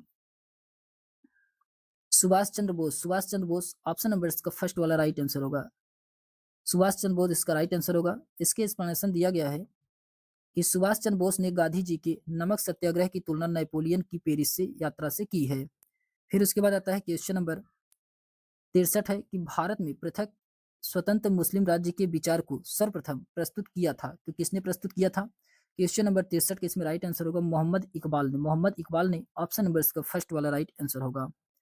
इसके एक्सप्लेनेशन दिया गया है कि 1930 ईस्वी में मुस्लिम लीग के इलाहाबाद अधिवेशन के अध्यक्षीय भाषण में कवि और राजनैतिक चिंतक मोहम्मद इकबाल ने सर्वप्रथम एक पृथक मुस्लिम राज्य का प्रस्ताव रखा, जबकि भारतीय मुसलमानों के लिए पृथक राज्य पाकिस्तान शब्द का प्रयोग सर्वप्रथम कैम्ब्रिज विश्वविद्यालय के छात्र रहमत अली 1933 अपने पत्र, इसका शीर्षक था नाउन और नेवर में प्रस्तुत किया गया था। नाउ और नेवर में। फिर उसके बाद आता है क्वेश्चन नंबर 64 है इस सविनय अवज्ञा आंदोलन के अंतर गढ़वाल पलटन के जवानों ने जिस स्थान पर प्रदर्शनकारियों पर गोली चलाने से इनकार कर दिया था वह कहाँ है? तो वह पेशावर। पेशावर में, ऑप्शन नंबर इसका डी वाला राइट आंसर होगा, पेशावर में। इसके एक्सप्लेनेशन दिया गया है कि उत्तर पश्चिमी सीमा प्रांत के मुसलमानों ने खान अबुल गफ्फार खान के नेतृत्व में सविनय अवज्ञा आंदोलन में एक महत्वपूर्ण भूमिका निभाई थी। सविनय अवज्ञा आंदोलन के दौरान गढ़वाल रेजिमेंट के जवानों ने पेशावर में निहत्थे प्रदर्शनकारियों पर गोली चलाने से इनकार कर दिया था। फिर उसके बाद आता है क्वेश्चन नंबर 65 है 1932 के सांप्रदायिक पंचायत का निम्नलिखित में से किसने विरोध किया था? तो ये किसके द्वारा विरोध किया गया था सांप्रदायिक पंचायत का? क्वेश्चन नंबर 65 का इसमें राइट आंसर होगा, ये किया गया था महात्मा गांधी के द्वारा, MK गांधी के द्वारा। ऑप्शन नंबर इसका फर्स्ट वाला राइट आंसर होगा, महात्मा गांधी के द्वारा। फिर उसके बाद आता है इसके एक्सप्लेनेशन दिया गया है महात्मा गांधी ने अपना पहला आमरण अनशन फास्ट अनटू डेथ 20 सितंबर 1932 को यरबदा जेल में रहते हुए ब्रिटिश प्रधानमंत्री रैमजे मैकडोनाल्ड के सांप्रदायिक निर्णय कम्युनल अवार्ड के विरुद्ध प्रारंभ किया था, जो कि 24 सितंबर 1932 को अंबेडकर और गांधी जी के अनुयायियों के मध्य हुए पुनः समझौता के बाद समाप्त हुआ। फिर उसके बाद क्वेश्चन नंबर 66 है कि महात्मा गांधी के अनुसार हिंसा है। महात्मा गांधी के अनुसार हिंसा है कितने प्रकार की? ये 3 प्रकार की थी। हिंसा कितने प्रकार की थी? 3 प्रकार की। ऑप्शन नंबर इसका फर्स्ट वाला राइट आंसर होगा। इसके एक्सप्लेनेशन दिया गया है कि अहिंसा का शाब्दिक अर्थ है हिंसा न करना। अहिंसा का शाब्दिक अर्थ है हिंसा न करना। महात्मा गांधी के अनुसार अहिंसा जो कि ये 3 प्रकार की होती थी। प्रथम मनसा यानी कि अर्थात मन में किसी का अहित न सोचना। द्वितीय वाचन जो कि किसी को कटुवाणी का प्रयोग कर आहत न करना। तृतीय कर्मणा यानी कि कर्म द्वारा किसी को भी अहित न करना कर्म के द्वारा। फिर उसके बाद आता है क्वेश्चन नंबर 67 है कि निम्नलिखित में से कौन सा एक गांधी के स्वराज की अवधारणा है? गांधी के स्वराज की अवधारणा क्या है? तो स्वशासन है। स्वशासन है। ऑप्शन नंबर इसका सी वाला राइट आंसर होगा, स्वशासन। इसके एक्सप्लेनेशन दिया गया है। स्वराज शब्द का अर्थ है स्वराज शब्द का अर्थ है स्वशासन। भारत के राष्ट्रीय आंदोलन के समय प्रचलित यहाँ शब्द आत्मनिर्णय और स्वाधीनता की मांग पर बल देता था। गांधी जी के अनुसार स्वराज का अर्थ है जन प्रतिनिधियों द्वारा संचालित ऐसी व्यवस्था जो जन आवश्यकताओं तथा जन आकांक्षाओं के अनुरूप हो। गांधी जी की पुस्तक हिंद स्वराज, जिसका शाब्दिक अर्थ है भारत में स्वशासन, स्वराज की अवधारणा को स्पष्ट करती है। फिर उसके बाद आता है क्वेश्चन नंबर 68 है। सही विकल्प को इसमें चयन करना है। इसमें कहा जा रहा है गांधी और नेहरू के बीच विभिन्न विचारों में विभिन्नता थी, किंतु वे जिस अवधारणा को स्वीकार करते थे वह कौन सी थी? तो गांधी जी और नेहरू के विचारों में भिन्नता थी, किंतु वे जिस अवधारणा को स्वीकार करते थे वह कौन सा था? तो वह पंथ निरपेक्ष समाज की आवश्यकता। पंथ निरपेक्ष समाज की आवश्यकता। ऑप्शन नंबर इसका सी वाला राइट आंसर होगा। फिर उसके बाद आता है, इसके एक्सप्लेनेशन दिया गया है कि गांधी एक धार्मिक व्यक्ति थे, परंतु वे धार्मिक परिवर्तन के खिलाफ थे। गांधी जी राजनीतिक तथा आध्यात्मिकरण के बावजूद सांप्रदायिक सद्भाव में विश्वास करते थे। नेहरू के विचार गांधी जी से भिन्न होते होते हुए बावजूद भी नेहरू गांधी जी के सांप्रदायिक सद्भाव में गहन आस्था रखते थे।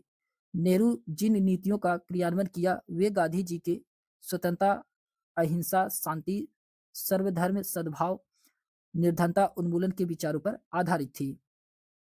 फिर उसके बाद आता है क्वेश्चन नंबर 69 है कि डॉक्टर भीमराव अंबेडकर कितने गोलमेज सम्मेलन में शामिल हुए थे? तो ये तीनों गोलमेज सम्मेलन में शामिल हुए थे। ऑप्शन नंबर इसका सी वाला राइट आंसर होगा, 3 गोलमेज सम्मेलन में शामिल हुए थे।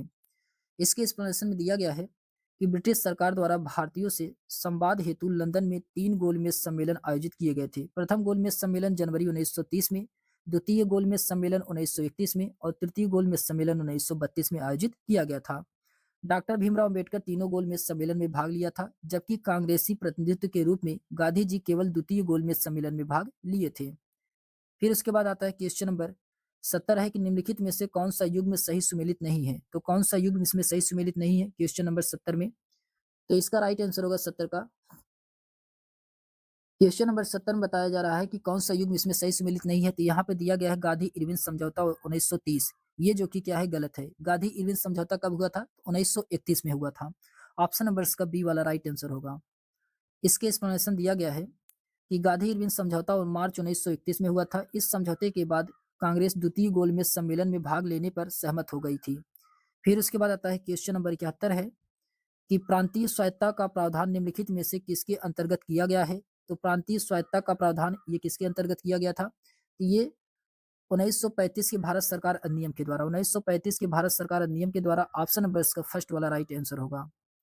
इसके एक्सप्लेनेशन दिया गया है कि भारत का वर्तमान संवैधानिक ढांचा सर्वाधिक 1935 के अधिनियम पर आधारित है। 1935 के मुख्य उपबंध इस प्रकार है। पहला है संघात्मक सरकार की स्थापना, दूसरा है केंद्र में द्वैध शासन की स्थापना, तीसरा है प्रांतों में स्वायत्तता की स्थापना, चौथा है द्विसदनीय केंद्र विधानमंडल और पांचवा है प्रांतीय शासन व्यवस्था, छठवां है प्रांतीय विधानमंडल और सातवां है केंद्रों प्रांतों की शक्तियों का विभाजन और आठवां है संघीय न्यायालय की स्थापना करना। ये जो कि भारत सरकार अधिनियम 1935 के अंतर्गत आता है। फिर उसके बाद आता है फिर उसके बाद आता है क्वेश्चन नंबर 72 है।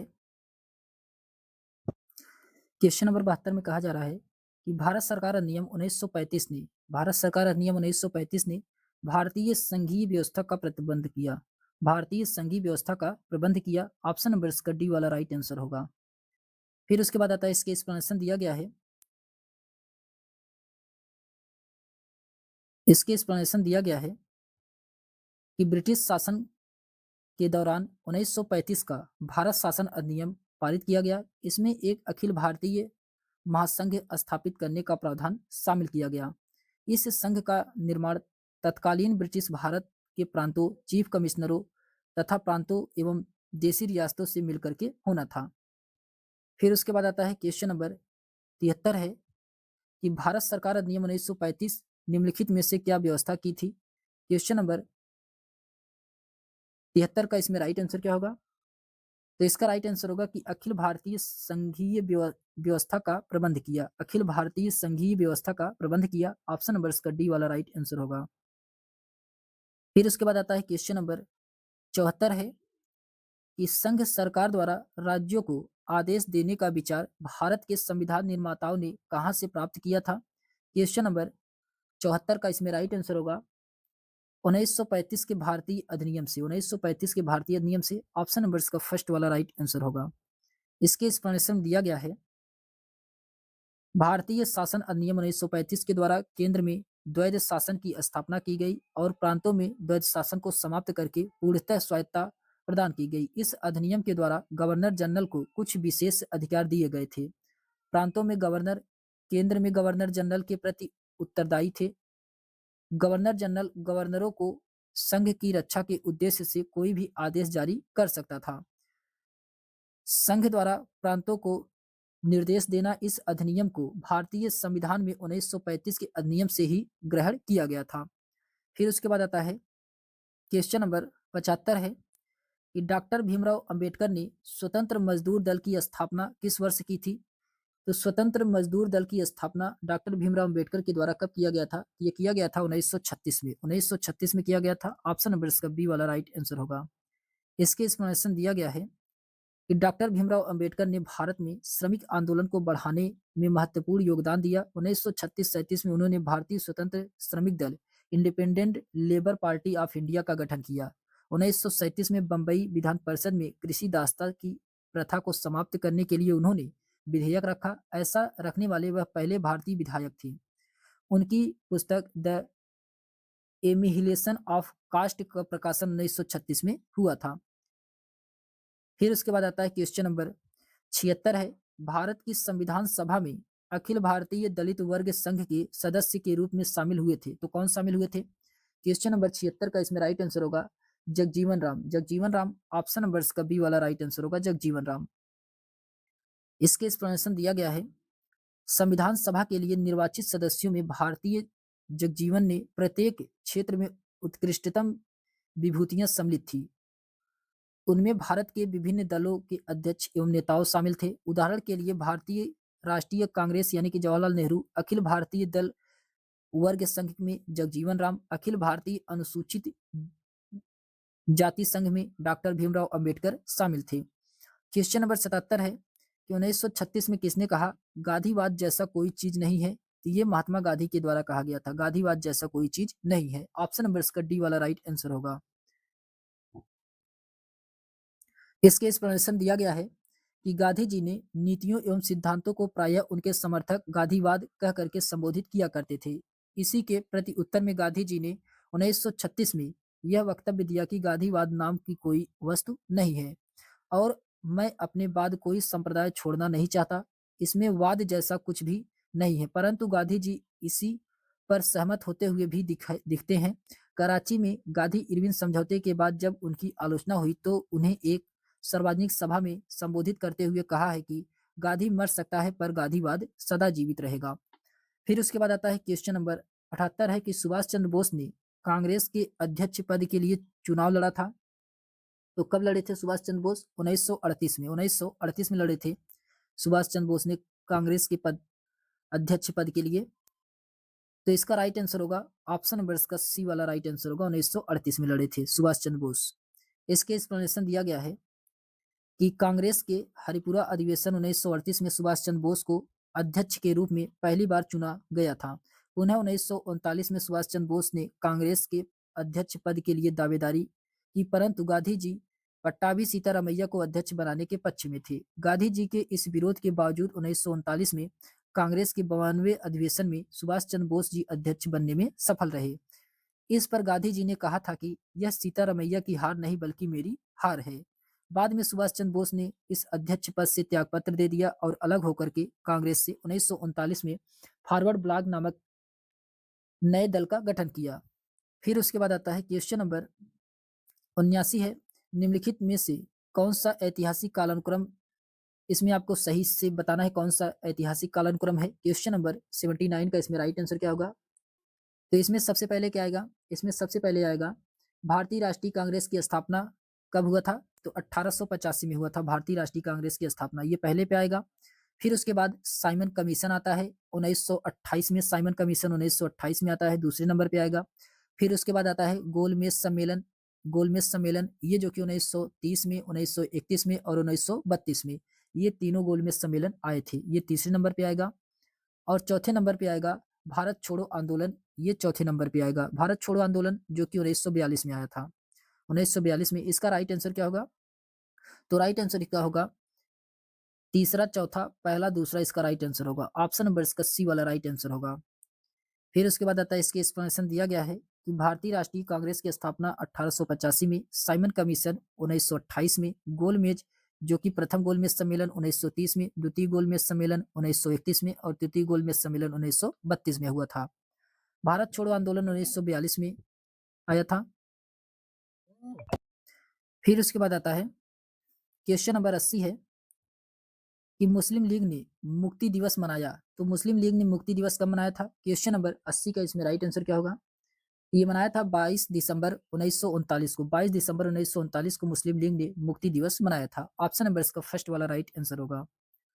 इसके एक्सप्लेनेशन दिया गया है कि भारत को द्वितीय विश्व युद्ध में शामिल होने के विरोध करने के उद्देश्य से कांग्रेस के सदस्यों ने 22 दिसंबर 1939 को प्रांतीय विधानमंडल से त्यागपत्र दे दिया। इसी दिन 22 दिसंबर 1939 को मुस्लिम लीग ने मुक्ति दिवस के रूप में मनाया था।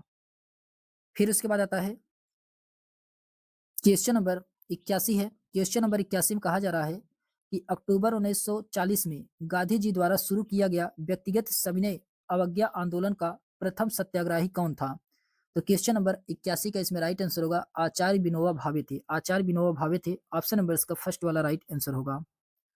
इसके एक्सप्लेनेशन दिया गया है कि अगस्त प्रस्ताव को पूरी तरह अस्वीकार करते हुए कांग्रेस ने गांधी जी के नेतृत्व में व्यक्तिगत सत्याग्रह शुरू किया। यह सत्याग्रह ब्रिटिश सरकार की भारत नीति के प्रति नैतिक विरोध के प्रतीकात्मक अभिव्यक्ति थी। व्यक्तिगत सत्याग्रह शुरू 17 अक्टूबर 1940 को हुई थी। विनोबा भावे प्रथम सत्याग्रही थे तथा पंडित जवाहरलाल नेहरू दूसरे सत्याग्रही थे। फिर उसके बाद आता है क्वेश्चन नंबर 82 है कि निम्नलिखित में से किसने क्रिप्स प्रस्ताव को पोस्ट डेड चेक कहा है? ये किसके द्वारा कहा गया है? क्वेश्चन नंबर 82 का इसमें राइट आंसर होगा महात्मा गांधी के द्वारा, महात्मा गांधी के द्वारा कहा गया है। ऑप्शन नंबर इसका बी वाला राइट आंसर होगा, महात्मा गांधी के द्वारा। इसके एक्सप्लेनेशन दिया गया है कि द्वितीय विश्व युद्ध में मित्र राष्ट्रों की स्थिति जब कमजोर पड़ने लगी तब मित्र राष्ट्रों के दबाव के कारण ब्रिटिश प्रधानमंत्री चर्चिल ने भारत का सहयोग प्राप्त करने के लिए मंत्रिमंडल के एक सदस्य स्टैफर्ड क्रिप्स के नेतृत्व में एक मिशन भारत आया। जो क्रिप्स ने 22 मार्च 1942 को भारत पहुंच करके युद्ध के बाद भारत को एक डोमिनियन स्टेट का दर्जा देने का प्रस्ताव रखा था।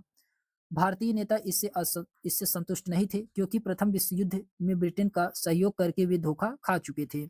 इसीलिए विभिन्न नेताओं ने इस पर प्रतिक्रिया व्यक्त की थी। गांधी जी इसे उत्तर तिथीय चेक यानी कि पोस्ट डेट चेक कहा है। नेहरू ने कहा है कि उनके पुराने मित्र क्रिप्स शैतान के वकील बनकर आए थे। उनकी यह योजना भारत में आने विभाजन के दरवाजे खोल देगी। फिर उसके बाद आता है क्वेश्चन नंबर 83 है कि संविधान सभा का गठन प्रस्तावित किया गया था। संविधान सभा का गठन प्रस्तावित किया गया था किसके द्वारा? ये किया गया था क्रिप्स मिशन के द्वारा। क्रिप्स मिशन के द्वारा संविधान सभा का गठन को प्रस्तावित किया गया था। ऑप्शन नंबर इसका फर्स्ट वाला राइट आंसर होगा। इसके एक्सप्लेनेशन दिया गया है कि क्रिप्स मिशन के तहत युद्ध के पश्चात भारत को डोमिनियन अधिराज्य का दर्जा दिए जाने का प्रस्ताव था। इसके साथ क्रिप्स मिशन द्वारा संविधान निर्मात्री निकाय की रचना के लिए भी प्रस्ताव किया गया था। फिर उसके बाद आता है क्वेश्चन नंबर 84 है कि कैबिनेट मिशन योजना के अंतर्गत संवैधानिक सभा के चुनाव आयोजित किए गए थे। तो कब किए गए थे? क्वेश्चन नंबर 84 के इसमें राइट आंसर होगा जुलाई 1946 में, जुलाई 1946 में किया गया था। ऑप्शन नंबर इसका फर्स्ट वाला राइट आंसर होगा, जुलाई 1946 में। फिर उसके बाद आता है, इसके एक्सप्लेनेशन दिया गया है कि कैबिनेट मिशन योजना के अंतर्गत संविधान सभा के गठन हेतु जुलाई अगस्त 1946 में चुनाव आयोजित किया गया था। ब्रिटिश भारत के राज्य क्षेत्र के लिए आवंटित कुल 296 सीटों पर चुनाव हुआ था, जिसमें कांग्रेस को 208, मुस्लिम लीग को 73 तथा छोटे दल एवं निर्दलों को 15 सीटें प्राप्त हुई थी। संविधान सभा का चुनाव अप्रत्यक्ष रूप से हुआ था, जिसमें विधानसभा के निर्वाचित सदस्यों ने भाग लिया था। फिर उसके बाद आता है क्वेश्चन नंबर 85 है कि आपको बताना इसमें से कौन सा सुमेलित नहीं है। क्वेश्चन नंबर 85 में, क्वेश्चन नंबर 85 में बताना है कौन सा सही सुमेलित नहीं है। तो इसमें लॉर्ड इरविन जो कि क्रिप्स मिशन, ये इसमें गलत है। लॉर्ड इरविन क्रिप्स मिशन ये भी गलत है इसमें। और लॉर्ड माउंटबेटन पाकिस्तान की मांग, ये भी इसमें क्या है, गलत है। तो पहला और डी, ए और डी इसमें दोनों क्या है, गलत है। इसके एक्सप्लेनेशन दिया गया है कि स्टेपर्ड क्रिप्स के नेतृत्व में क्रिप्स मिशन 1942 में भारत आया था। इस समय भारत का वायसराय लॉर्ड लिनिथगो था, जिसका कार्यकाल 1936 से 1944 तक था। फिर 23 मार्च 1940 को मुस्लिम लीग का अधिवेशन लाहौर में हुआ था। इसकी अध्यक्षता मोहम्मद अली जिन्ना ने किया था। इस अधिवेशन में भारत से अलग एक मुस्लिम राष्ट्र पाकिस्तान की मांग की गई। इसी समय भारत का वायसराय लॉर्ड लिनिथगो था। इसमें भारत एवं पाकिस्तान के विभाजन की बात की गई होती तो विकल्प डी वाला क्या होता, सही होता, इसलिए ये गलत था। क्वेश्चन नंबर 86 है कि भारत छोड़ो प्रस्ताव अखिल भारतीय कांग्रेस समिति द्वारा पारित किया गया था। तो भारत छोड़ो प्रस्ताव अखिल भारतीय कांग्रेस समिति के द्वारा पारित किया गया था। क्वेश्चन नंबर 86 का इसमें राइट आंसर होगा अगस्त 1942 को, अगस्त 1942 को। ऑप्शन नंबर इसका बी वाला राइट आंसर होगा। इसके एक्सप्लेनेशन दिया गया है कि कांग्रेस कार्य समिति ने वर्धा में अपनी बैठक 14 जुलाई 1942 में संघर्ष के निर्णय को अपनी स्वीकृति दे दी। अगस्त 1942 में अखिल भारतीय कांग्रेस समिति की बैठक में भारत छोड़ो आंदोलन यानी कि भारत छोड़ो प्रस्ताव को अनुमोदित यानी कि पारित किया गया था। फिर उसके बाद आता है क्वेश्चन नंबर 87 है कि महात्मा गांधी द्वारा भारत छोड़ो आंदोलन किस वर्ष आरंभ किया गया था। क्वेश्चन नंबर 87 का इसमें राइट आंसर होगा 1942 में, 1942 में। ऑप्शन नंबर इसका बी वाला राइट आंसर होगा 1942 में। फिर उसके बाद आता है क्वेश्चन नंबर 88 है। क्वेश्चन नंबर 88 में कहा जा रहा है कि भारत छोड़ो आंदोलन कब प्रारंभ हुआ था। तो भारत छोड़ो आंदोलन उपरोक्त में से कोई भी नहीं। ऑप्शन नंबर इसका डी वाला राइट आंसर होगा। ऑप्शन नंबर इसका डी वाला राइट आंसर होगा। 9 अगस्त 1942 को आरंभ हुआ था। 9 अगस्त 1942 को भारत छोड़ो आंदोलन चलाया गया था। इसके एक्सप्लेनेशन दिया गया है कि 7 अगस्त 1942 को बंबई के ऐतिहासिक ग्वालियर टैंक के अखिल भारतीय कांग्रेस कमेटी की वार्षिक बैठक हुई, जिसमें वर्धा प्रस्ताव भारत छोड़ो की पुष्टि हुई थी। थोड़े बहुत संशोधन के बाद 8 अगस्त 1942 को प्रस्ताव स्वीकार कर लिया गया और भारत के स्वतंत्रता संघर्ष के तहत अंग्रेजों के विरुद्ध भारत छोड़ो आंदोलन प्रारंभ करने की घोषणा 9 अगस्त 1942 को भारत छोड़ो आंदोलन प्रारंभ हुआ। आंदोलन प्रारंभ होते ही ऑपरेशन जीरो आवर्स के तहत गांधी जी तथा अन्य अन्य कांग्रेस नेताओं को गिरफ्तार कर लिया गया। फिर उसके बाद आता है क्वेश्चन नंबर 89 है। 1942 के भारत छोड़ो आंदोलन की नायिका कौन थी। ये अरुणा आसफ अली थी। कौन थी, अरुणा आसफ अली थी। ऑप्शन नंबर इसका सी वाला राइट आंसर होगा, अरुणा आसफ अली इसका राइट आंसर होगा। इसके एक्सप्लेनेशन दिया गया है कि अरुणा आसफ अली के बचपन का नाम अरुणा गांगुली था। सन 1942 में भारत छोड़ो आंदोलन के समय उन्होंने बंबई के ग्वालियर टैंक मैदान में ध्वजारोहण समारोह का आयोजन कराया। उनके इस साहसी कदम से आंदोलन को ताकत मिली। भारत छोड़ो आंदोलन में वे पूर्णकालिक सक्रिय कार्यकर्ता बन गई। इस आंदोलन के समय वे अपने सामाजिक मित्रों के साथ भूमिगत हो गई ताकि आंदोलन का संचालन करने के लिए एक गुप्त केंद्र बनाया जा सके। सन 1947 में अरुणा आसफ अली को दिल्ली प्रदेश कांग्रेस समिति का अध्यक्ष बनाया गया था। फिर 1900 क्वेश्चन नंबर 90 है। अपने किस अधिवेशन में मुस्लिम लीग ने यह नारा दिया कि विभाजन करो और यहाँ से जाओ, विभाजन करो और यहाँ से जाओ का नारा मुस्लिम लीग ने कहाँ पे दिया था। तो ये कराची में दिया था 1943 में, कराची 1943 में दिया था। ऑप्शन नंबर इसका डी वाला राइट आंसर होगा। इसके एक्सप्लेनेशन दिया गया है कि 23 मार्च 1943 को मुस्लिम लीग ने पाकिस्तान दिवस मनाने का आह्वान किया था। दिसंबर 1943 के कराची अधिवेशन में विभाजन करो और जाओ का नारा दिया गया था। फिर उसके बाद आता है क्वेश्चन नंबर 91 है कि निम्नलिखित कालानुक्रम को व्यवस्थित कीजिए। आपको इसमें सही उत्तर का चयन करना है क्वेश्चन नंबर 91 में। तो इसका सबसे पहले इसमें क्या आएगा? सबसे पहले इसमें स्वदेशी आंदोलन का प्रारंभ। स्वदेशी आंदोलन का प्रारंभ 7 अगस्त 1905 को शुरू हुआ था, ये सबसे पहले आएगा। फिर उसके बाद आएगा मुस्लिम लीग की स्थापना। मुस्लिम लीग की स्थापना 1906 में हुआ था, ये दूसरे नंबर पे आएगा मुस्लिम लीग की स्थापना। फिर उसके बाद आता है फिर उसके बाद आता है भारत छोड़ो आंदोलन। छोड़ो आंदोलन भारत छोड़ो आंदोलन, ये इसके पहले कांग्रेस द्वारा स्वराज को अपना लक्ष्य घोषित करना, ये स्वराज को अपना लक्ष्य घोषित करना 1929 में आया था, ये तीसरे नंबर पे आया था। और चौथे नंबर पे भारत छोड़ो आंदोलन, ये जो कि 1942 में आया था। तो इसका राइट आंसर होगा पहला, दूसरा, चौथा, तीसरा इसका राइट आंसर होगा। तो ऑप्शन नंबर इसका सी वाला राइट आंसर होगा। फिर उसके बाद आता है इसके एक्सप्लेनेशन दिया गया है। स्वदेशी आंदोलन का प्रारंभ 7 अगस्त 1905 को हुआ था। मुस्लिम लीग की स्थापना 9 1906 में हुआ था। कांग्रेस द्वारा स्वराज को अपना लक्ष्य घोषित करना 1929 में हुआ था। भारत छोड़ो आंदोलन 1942 में। फिर उसके बाद क्वेश्चन नंबर 92 है कि सूची फर्स्ट को सूची सेकंड से सुमेलित कराना है क्वेश्चन नंबर 92 में। इसमें दिया गया है सबसे पहले पूना समझौता। पूना समझौता ये कब हुआ था? तो 26 सितंबर 1932 को हुआ था पूना समझौता। तो चौथा सही है। अगस्त प्रस्ताव कब आया था?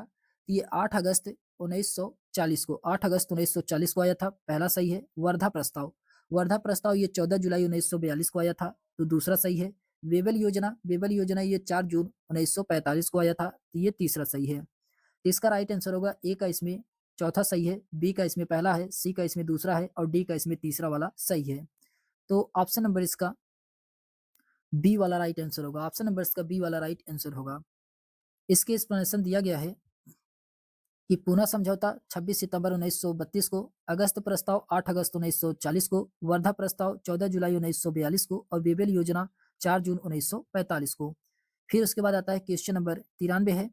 आपको बताना है इसमें से कौन सा युग में सही सुमेलित नहीं है क्वेश्चन नंबर 93 में। तो इसमें वेवेल योजना 1944 दिया गया है। तो वेवेल योजना कब आया था? 4 जून 1945 को आया था, ये इसमें सही सुमेलित नहीं है। ऑप्शन नंबर इसका डी वाला राइट आंसर होगा। जबकि साइमन कमीशन 1927 में आया था, नमक सत्याग्रह 1930 में चलाया गया था, गांधी इरविन समझौता 1931 में हुआ था। फिर उसके बाद आता है इसके एक्सप्लेनेशन दिया गया है कि अक्टूबर 1943 में लॉर्ड लिनिथगो के स्थान पर लॉर्ड वेवेल भारत के वायसराय बने। उन्होंने भारतीय संवैधानिक गतिरोध को समाप्त करने के उद्देश्य से एक विस्तृत योजना बनाई, जो वेवेल योजना के नाम से जानी जाती है। वेवेल योजना की घोषणा जून 1945 में की गई थी।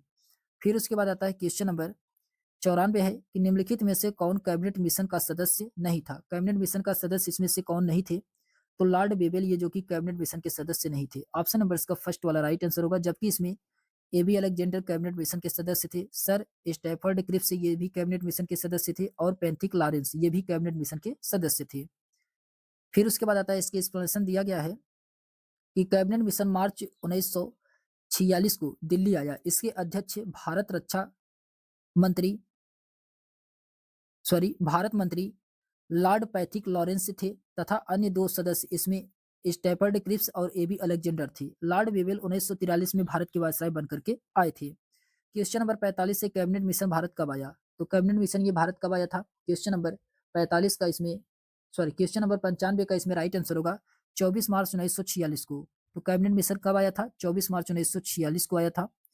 फिर उसके बाद आता है क्वेश्चन नंबर 96 है कि वह स्थान जहां नौसेना ने 1946 में भारत में ब्रिटिश शासन के विरुद्ध खुला विद्रोह कर दिया था, वह स्थान कहाँ है? क्वेश्चन नंबर 96 का राइट आंसर होगा बंबई। बंबई में ऑप्शन नंबर इसका फर्स्ट वाला राइट आंसर होगा। इसके एक्सप्लेनेशन दिया गया है नौसैनिक विद्रोह 18 फरवरी 1946 को तलवार नामक जहाज पर मुंबई में शुरू हुआ। उन्होंने अपने संघर्ष की शुरुआत करते हुए मुंबई के तट पर तैनात जहाज पर जय हिंद एवं भारत छोड़ो आंदोलन के नारे लिखे। बाद में इस विद्रोह को सरदार वल्लभ भाई पटेल के कहने पर समाप्त कर दिया गया था। फिर उसके बाद आता है क्वेश्चन नंबर 97 है कि निम्नलिखित में से किस एक ने संतुष्ट किया कि समस्त अवशिष्ट सक्रिय प्रांतों में निहित होनी चाहिए? ये किसके द्वारा किया गया था? क्वेश्चन नंबर 97 का राइट आंसर होगा ये कैबिनेट मिशन योजना के तहत। कैबिनेट मिशन योजना के तहत ऑप्शन नंबर इसका फर्स्ट वाला राइट आंसर होगा। इसके एक्सप्लेनेशन दिया गया है कि 16 मई 1946 को कैबिनेट मिशन ने अपनी रिपोर्ट प्रस्तुत की। रिपोर्ट के अनुसार संघ सूची के अतिरिक्त अन्य सभी विषयों एवं अवशिष्ट विषयों को प्रांतों पर अधिकार होगा। ये कैबिनेट मिशन के तहत कहा गया था। फिर उसके बाद आता है क्वेश्चन नंबर 98 है कि इनमें से कौन अखिल भारतीय कांग्रेस समिति का सभापति था जब 6 जून 1946 को कैबिनेट मिशन योजना पर विचार करने के लिए बंबई में उनका अधिवेशन हुआ था। तो कौन थे? क्वेश्चन नंबर 98 का इसमें राइट आंसर होगा जवाहरलाल नेहरू। जवाहरलाल नेहरू ऑप्शन नंबर इसका सी वाला राइट आंसर होगा जवाहरलाल नेहरू। इसके एक्सप्लेनेशन दिया गया है कि 6 जून 1946 को बंबई में हुई अखिल भारतीय कांग्रेस समिति का सभापति जवाहरलाल नेहरू को चुना गया था। क्वेश्चन नंबर 99 है कि भारत में प्रथम आंतरिक सरकार की घोषणा कब की गई थी? क्वेश्चन नंबर 99 का इसमें राइट आंसर होगा 24 अगस्त 1946 को। ऑप्शन नंबर इसका बी वाला राइट आंसर होगा। इसके एक्सप्लेनेशन दिया गया है कांग्रेस द्वारा वायसराय के नवीनतम प्रस्ताव को स्वीकार कर लेने के बाद 1 अगस्त 1946 को लॉर्ड वेवेल ने कांग्रेस अध्यक्ष जवाहरलाल नेहरू को अंतरिम सरकार के गठन के लिए मंत्री निमंत्रण दिया। 24 अगस्त 1946 को पंडित जवाहरलाल नेहरू के नेतृत्व में भारत की पहली अंतरिम राष्ट्रीय सरकार की घोषणा हुई थी। 2 सितंबर 1946 को इसका गठन किया गया था। फिर क्वेश्चन नंबर 100 है कि निम्नलिखित में से कौन संविधान सभा के सदस्य नहीं थे? संविधान सभा के सदस्य इसमें कौन नहीं थे? तो जयप्रकाश नारायण ये जो कि संविधान सभा के सदस्य नहीं थे। ऑप्शन नंबर इसका सी वाला राइट आंसर होगा। जयप्रकाश नारायण संविधान सभा के सदस्य नहीं थे, जबकि सरदार पटेल, के एम मुंशी, जेबी कृपलानी संविधान सभा के सदस्य थे। के एम मुंशी प्रारूप समिति के 7 सदस्यों में शामिल थे। फिर उसके बाद आता है क्वेश्चन नंबर 101 है कि केंद्र में अंतरिम सरकार की स्थापना हुई थी। केंद्र में अंतरिम सरकार की स्थापना हुई थी। क्वेश्चन नंबर 101 का इसमें राइट आंसर होगा कैबिनेट मिशन के आने के बाद। कैबिनेट मिशन आने के बाद केंद्र में अंतरिम सरकार की स्थापना किया गया था। ऑप्शन नंबर इसका सी वाला राइट आंसर होगा। इसके एक्सप्लेनेशन दिया गया है कि कैबिनेट मिशन 1946 द्वारा भारत के लिए कई सुझाव दिए गए थे, जिनमें एक अंतरिम सरकार की स्थापना करना जिसे भारत के सभी प्रमुख राजनीतिक दलों का समर्थन प्राप्त हो शामिल था। कैबिनेट मिशन के द्वारा दिए गए प्रस्तावों को भारतीयों ने स्वीकार कर लिया। इसके अनुसरण में जवाहरलाल नेहरू के नेतृत्व में सितंबर 1946 में अंतरिम सरकार की स्थापना किया गया था। फिर उसके बाद आता है क्वेश्चन नंबर 102 है कि 1946 में भारत में अंतरिम सरकार का मुखिया कौन था? तो 1946 में भारत में अंतरिम सरकार का मुखिया कौन था? क्वेश्चन नंबर 102 का इसमें राइट आंसर होगा पंडित जवाहरलाल नेहरू थे। पंडित जवाहरलाल नेहरू ऑप्शन नंबर इसका डी वाला राइट आंसर होगा। फिर उसके बाद आता है क्वेश्चन नंबर 103 है। क्वेश्चन नंबर 103 में कहा जा रहा है कि अगर कांग्रेस विभाजन स्वीकार करती है तो यह मेरे मृतक शरीर पर से ही होगा। यह कथन किसका है? यह कथन महात्मा गांधी का है। किसका है? महात्मा गांधी का है। ऑप्शन नंबर इसका सी वाला राइट आंसर होगा महात्मा गांधी।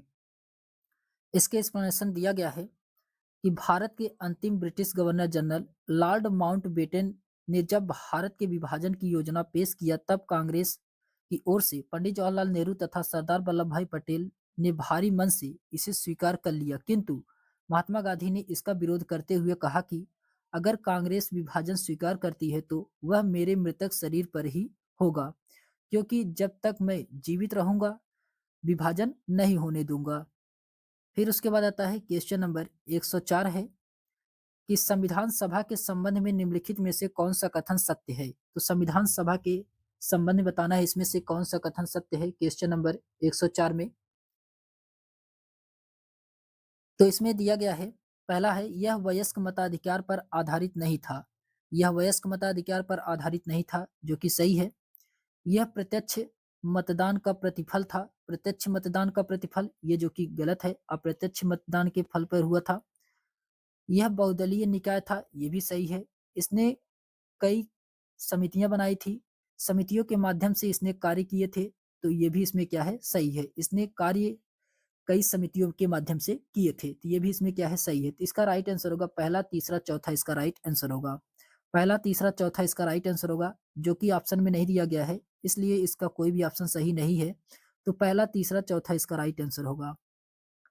फिर उसके बाद आता है इसके एक्सप्लेनेशन दिया गया है कि संविधान सभा वयस्क मताधिकार पर आधारित नहीं थी। संविधान सभा का निर्वाचन प्रांतीय संविधान प्रांतीय विधानसभाओं के द्वारा अप्रत्यक्ष निर्वाचन प्रणाली से किया गया था। इसका गठन कैबिनेट मिशन योजना के आधार पर हुआ था तथा एक सदस्य लगभग 10 लाख जनसंख्या का प्रतिनिधित्व करता था। इस सभा में अनेक दलों के प्रतिनिधि शामिल थे। यह बहुदलीय निकाय थी। यह पहली बैठक 9 दिसंबर 1946 को हुई थी। इसने अपने कार्यों को संचालन अनेक समितियों के द्वारा किया था। फिर उसके बाद आता है क्वेश्चन नंबर क्वेश्चन नंबर 105 है।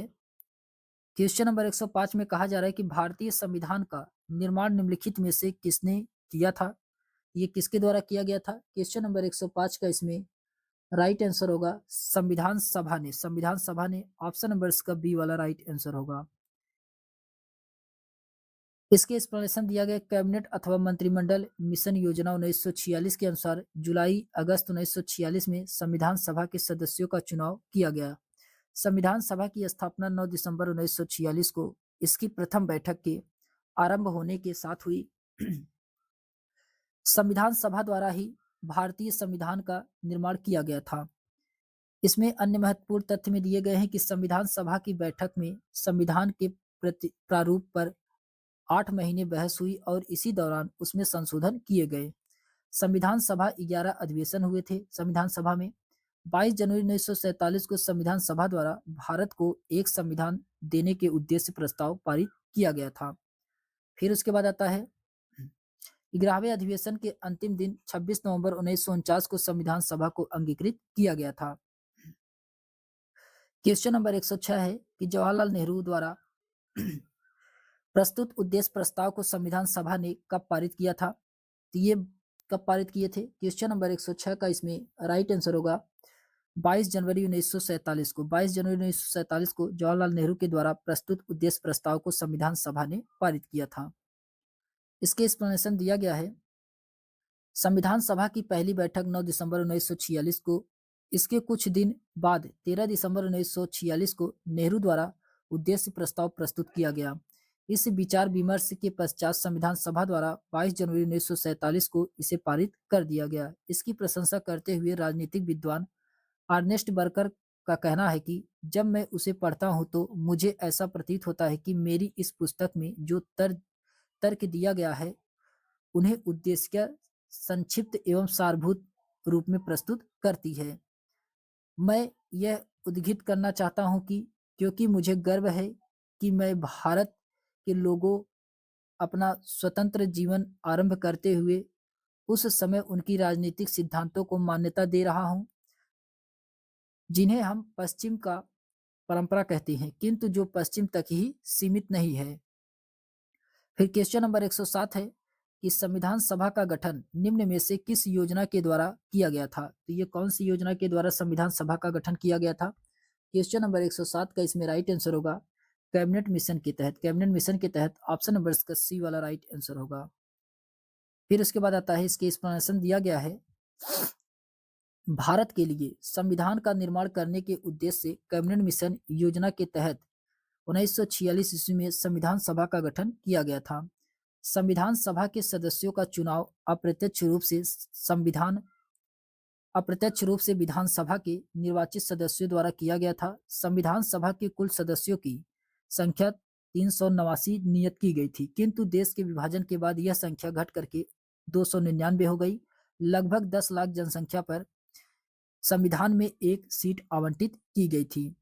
फिर उसके बाद आता है क्वेश्चन नंबर 108 है कि भारत में संविधान सभा का निर्माण किस योजना के अंतर्गत हुआ था? क्वेश्चन नंबर 108 का इसमें राइट आंसर होगा मंत्रिमंडल मिशन के तहत। मंत्रिमंडल मिशन के तहत ऑप्शन नंबर इसका फर्स्ट वाला राइट आंसर होगा। क्वेश्चन नंबर 109 है कि भारतीय संविधान सभा का स्थापना वर्ष क्या है? तो स्थापना वर्ष ये 1946 है। ऑप्शन नंबर इसका फर्स्ट वाला राइट आंसर होगा 1946। फिर उसके बाद आता है क्वेश्चन नंबर 110 है कि कौन सी योजना के प्रस्ताव से संविधान सभा की स्थापना किया गया था? क्वेश्चन नंबर 110 का इसमें राइट आंसर होगा द कैबिनेट मिशन प्लान के तहत। द कैबिनेट मिशन प्लान के तहत ऑप्शन नंबर इसका बी वाला राइट आंसर होगा। फिर उसके बाद आता है क्वेश्चन नंबर 111 है संविधान सभा का गठन किसके अनुसार किया गया था? तो संविधान सभा का गठन ये किसके अनुसार किया गया था? ये कैबिनेट मिशन के अनुसार किया गया था। ऑप्शन नंबर इसका सी वाला राइट आंसर होगा। क्वेश्चन नंबर 112 है कि भारतीय संविधान निर्मात्री परिषद की प्रथम बैठक हुई थी। तो प्रथम बैठक कब हुआ था? क्वेश्चन नंबर 112 का इसमें राइट आंसर होगा 9 दिसंबर 1946 को। 9 दिसंबर 1946 को प्रथम बैठक हुआ था संविधान सभा का। फिर उसके बाद आता है क्वेश्चन नंबर 113 है। क्वेश्चन नंबर 113 में कहा जा रहा है कि भारतीय संविधान सभा के अध्यक्ष थे। तो भारतीय संविधान सभा के अध्यक्ष कौन थे? Doctor Rajendra Prasad. Doctor Rajendra Prasad option number इसका फर्स्ट वाला राइट आंसर होगा।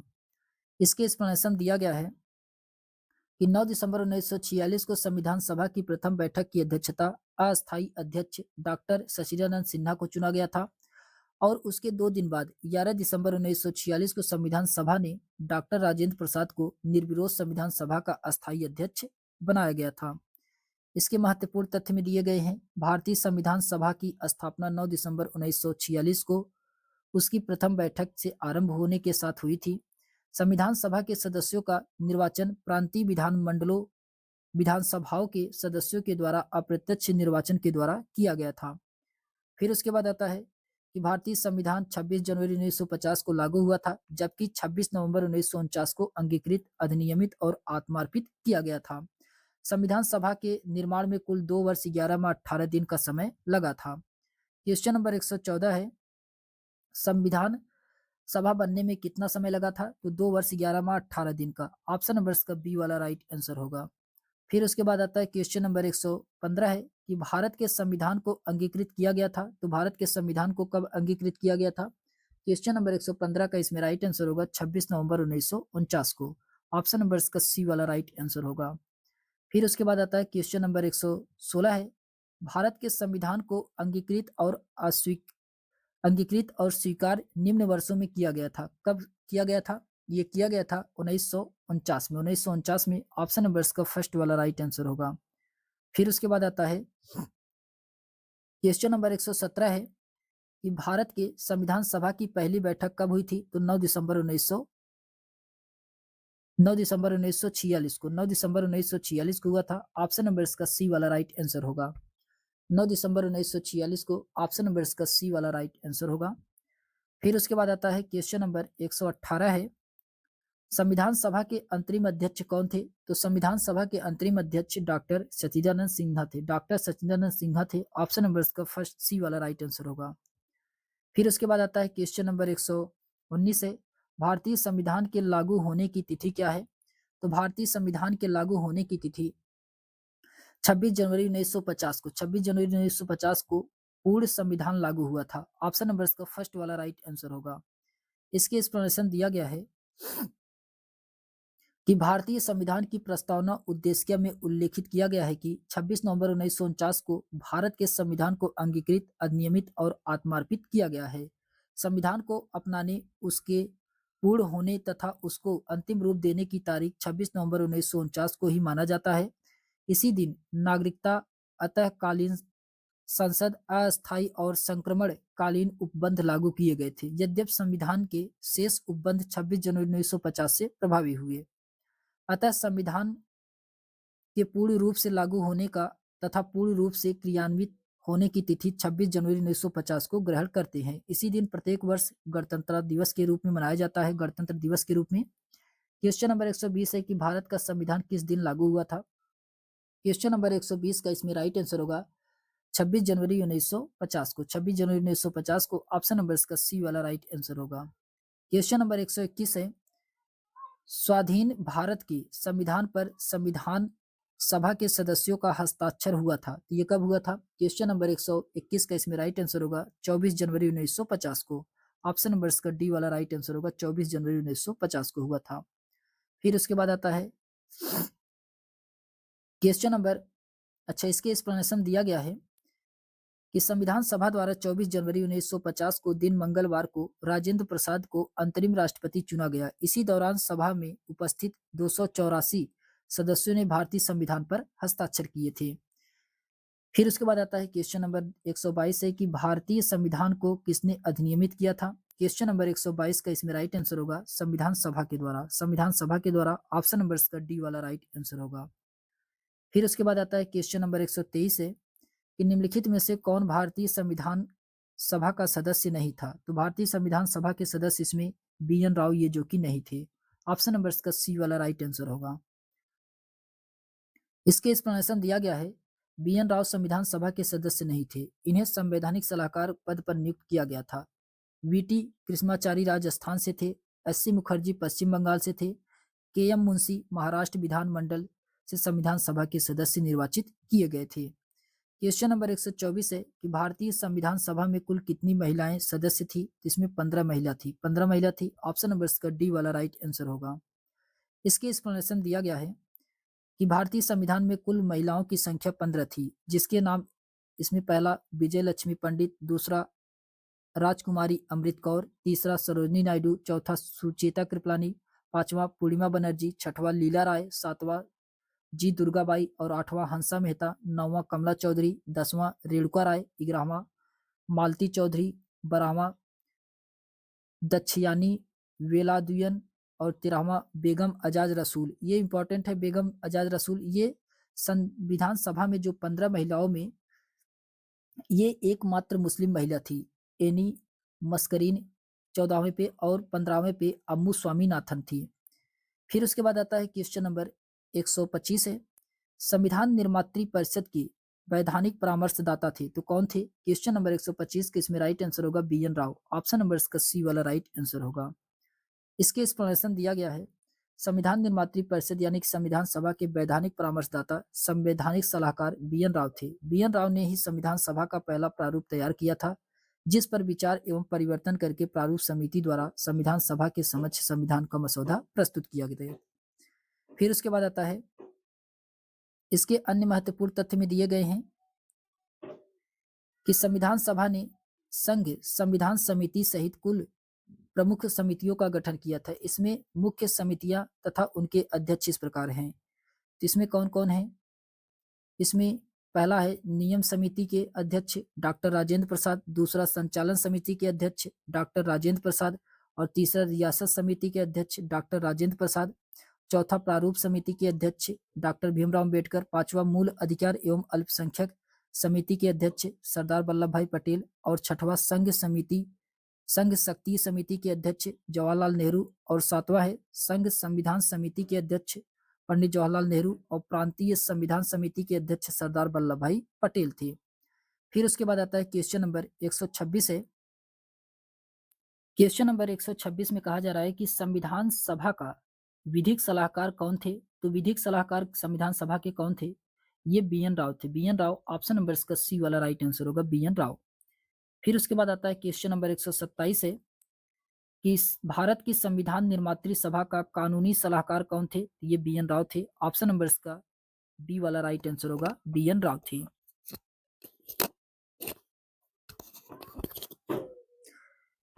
फिर उसके बाद आता है क्वेश्चन नंबर 128 है कि भारतीय संविधान के वास्तुकार किसे माना जाता है? तो भारतीय संविधान के वास्तुकार किसे माना जाता है? क्वेश्चन नंबर 128 का इसमें राइट आंसर होगा डॉक्टर भीमराव अंबेडकर को। Doctor Bhimrao Ambedkar. Option number इसका बी वाला राइट आंसर होगा। इसके एक्सप्लेनेशन दिया गया है कि अधिकांश विद्वान भारतीय संविधान के वास्तुकार डॉक्टर भीमराव अंबेडकर को मानते हैं। कुछ विद्वान बी.एन. राव को इस पदवी से विभूषित करते हैं। प्रारूप समिति के अध्यक्ष के रूप में उनकी भूमिका को देखते हुए डॉक्टर भीमराव अंबेडकर ज्यादा मान्य है। फिर क्वेश्चन नंबर 129 है कि भारतीय संविधान की प्रारूप समिति में कितने सदस्य थे? तो इसमें 7 सदस्य थे। ऑप्शन नंबर इसका सी वाला राइट आंसर होगा 7 सदस्य थे। फिर उसके बाद आता है क्वेश्चन नंबर, अच्छा इसके एक्सप्लेनेशन दिया गया है, संवैधानिक सलाहकार बी.एन. राव के निर्देशन में तैयार भारतीय संविधान के प्रारूप की समीक्षा के लिए संविधान सभा ने 29 अगस्त 1947 को डॉक्टर भीमराव अंबेडकर की अध्यक्षता में 7 सदस्यों की प्रारूप समिति का गठन किया। इस समिति के निम्न सदस्य थे। इसमें पहले थे डॉक्टर भीमराव अंबेडकर जो कि अध्यक्ष थे, एन गोपाला स्वामी अयंगर, के.एम. मुंशी, ए.के. स्वामी अय्यर, मोहम्मद सादुल्ला थे, बी.एल. मित्र थे। इनके स्थान पर बी.एल. मित्र के स्थान पर माधव राव सदस्य बने थे और डी.पी. खेतान इनकी मृत्यु के स्थान पर के.टी. कृष्णाचारी सदस्य बनाए गए थे। फिर उसके बाद आता है क्वेश्चन नंबर 130 है कि डॉक्टर भीमराव अंबेडकर संविधान सभा के निम्न में से किसके अध्यक्ष थे? तो प्रारूप समिति के अध्यक्ष थे। ऑप्शन नंबर इसका बी वाला राइट आंसर होगा। फिर उसके बाद आता है क्वेश्चन नंबर 131 है कि संविधान की प्रारूप समिति के अध्यक्ष कौन थे? प्रारूप समिति के अध्यक्ष डॉक्टर भीमराव अंबेडकर थे। ऑप्शन नंबर इसका डी वाला राइट आंसर होगा। क्वेश्चन नंबर 132 है संविधान सभा की प्रारूप समिति के अध्यक्ष कौन थे? तो प्रारूप समिति के अध्यक्ष डॉक्टर भीमराव अंबेडकर थे। ऑप्शन नंबर इसका बी वाला राइट आंसर होगा। फिर क्वेश्चन नंबर 133 है कि निम्नलिखित में से कौन संविधान सभा की सलाहकार समिति का अध्यक्ष था? तो सलाहकार समिति के अध्यक्ष सरदार वल्लभ भाई पटेल थे। सरदार वल्लभ भाई पटेल। ऑप्शन नंबर इसका बी वाला राइट आंसर होगा। इसके एक्सप्लेनेशन दिया गया है संविधान सभा की सलाहकार समिति के अध्यक्ष सरदार वल्लभ भाई पटेल थे। इस समिति की दो उप समितियां थी। पहला मूल अधिकार उप समिति, दूसरा अल्पसंख्यक उप समिति, जिसके अध्यक्ष क्रमशः जेबी कृपलानी तथा एससी मुखर्जी थे। संविधान सभा के विधिक या संवैधानिक सलाहकार बीएन राव थे। इसमें जो कि दिया गया है, अगर पूछा जाए संविधान सभा के विधिक या संवैधानिक सलाहकार कौन थे, तो ये बीएन राव ही थे। फिर उसके बाद आता है क्वेश्चन नंबर 134 है कि संविधान सभा के अपने समापन भाषण में डॉक्टर भीमराव अंबेडकर ने निम्न में से किसे अपनी त्रिमूर्ति में नहीं चुना है? तो ये किसे? क्वेश्चन नंबर 134 का इसमें राइट आंसर होगा लचीलापन को। ऑप्शन नंबर इसका बी वाला राइट आंसर होगा लचीलापन को। इसके एक्सप्लेनेशन दिया गया है डॉक्टर भीमराव अंबेडकर ने संविधान सभा में अपने समापन भाषण में लचीलेपन को त्रिमूर्ति के अंतर्गत नहीं रखा है। डॉक्टर भीमराव अंबेडकर की त्रिमूर्ति में शामिल इसमें स्वतंत्रता है, समानता और भ्रातृत्व है। फिर उसके बाद क्वेश्चन नंबर 135 है कि नीचे दो वक्तव्य दिए गए हैं, कथन ए और कारण आर दिया गया है, आपको इसमें सही उत्तर का चयन करना है। क्वेश्चन नंबर 135 में तो इसमें दिया गया है कथन ए में कहा जा रहा है कि भारतीय स्वतंत्रता अधिनियम 1947 ने भारत में ब्रिटिश शासन का अंत किया, जो कि सही है। कारण आर में कहा जा रहा है कि भारतीय स्वतंत्रता अधिनियम 1947 ने भारत के लिए एक नए विस्तृत संविधान की व्यवस्था की, ये गलत है। तो इसमें ए सही है, आर गलत है। ए सही है, आर गलत है। इसका राइट आंसर क्या होगा? ऑप्शन नंबर इसका सी वाला राइट आंसर होगा। ए सही है, आर इसमें क्या है? गलत है। इसके एक्सप्लेनेशन दिया गया है कि भारतीय स्वतंत्रता अधिनियम 1947 ब्रिटिश संसद द्वारा पारित वह विधान है जिसके अनुसार भारत स्वतंत्र हुआ और भारत के दो भागों में विभाजित हुआ। यह अधिनियम 18 जुलाई 1947 को स्वीकृत किया गया था। फिर उसके बाद आता है क्वेश्चन नंबर 136 है कि द इंडियन इंडिपेंडेंस बिल, जिसका लक्ष्य भारत तथा पाकिस्तान के बीच ब्रिटिश इंडिया का विभाजन करना था, इसको ब्रिटिश संसद में प्रस्तुत किया गया था। कब प्रस्तुत किया गया था? तो इसको 4 जुलाई 1947 को 4 जुलाई 1947 को प्रस्तुत किया गया था। ऑप्शन नंबर इसका बी वाला राइट आंसर होगा। फिर उसके बाद आता है इसके एक्सप्लेनेशन दिया गया है the Indian independent the Indian independence bill 4 जुलाई 1947 को ब्रिटिश संसद में प्रस्तुत किया गया था। 18 जुलाई को पारित होने के पश्चात इस अधिनियम ने भारत शासन अधिनियम 1935 का स्थान ग्रहण किया। इस अधिनियम का उद्देश्य भारत और पाकिस्तान दो स्वतंत्र राज्यों की स्थापना करना था।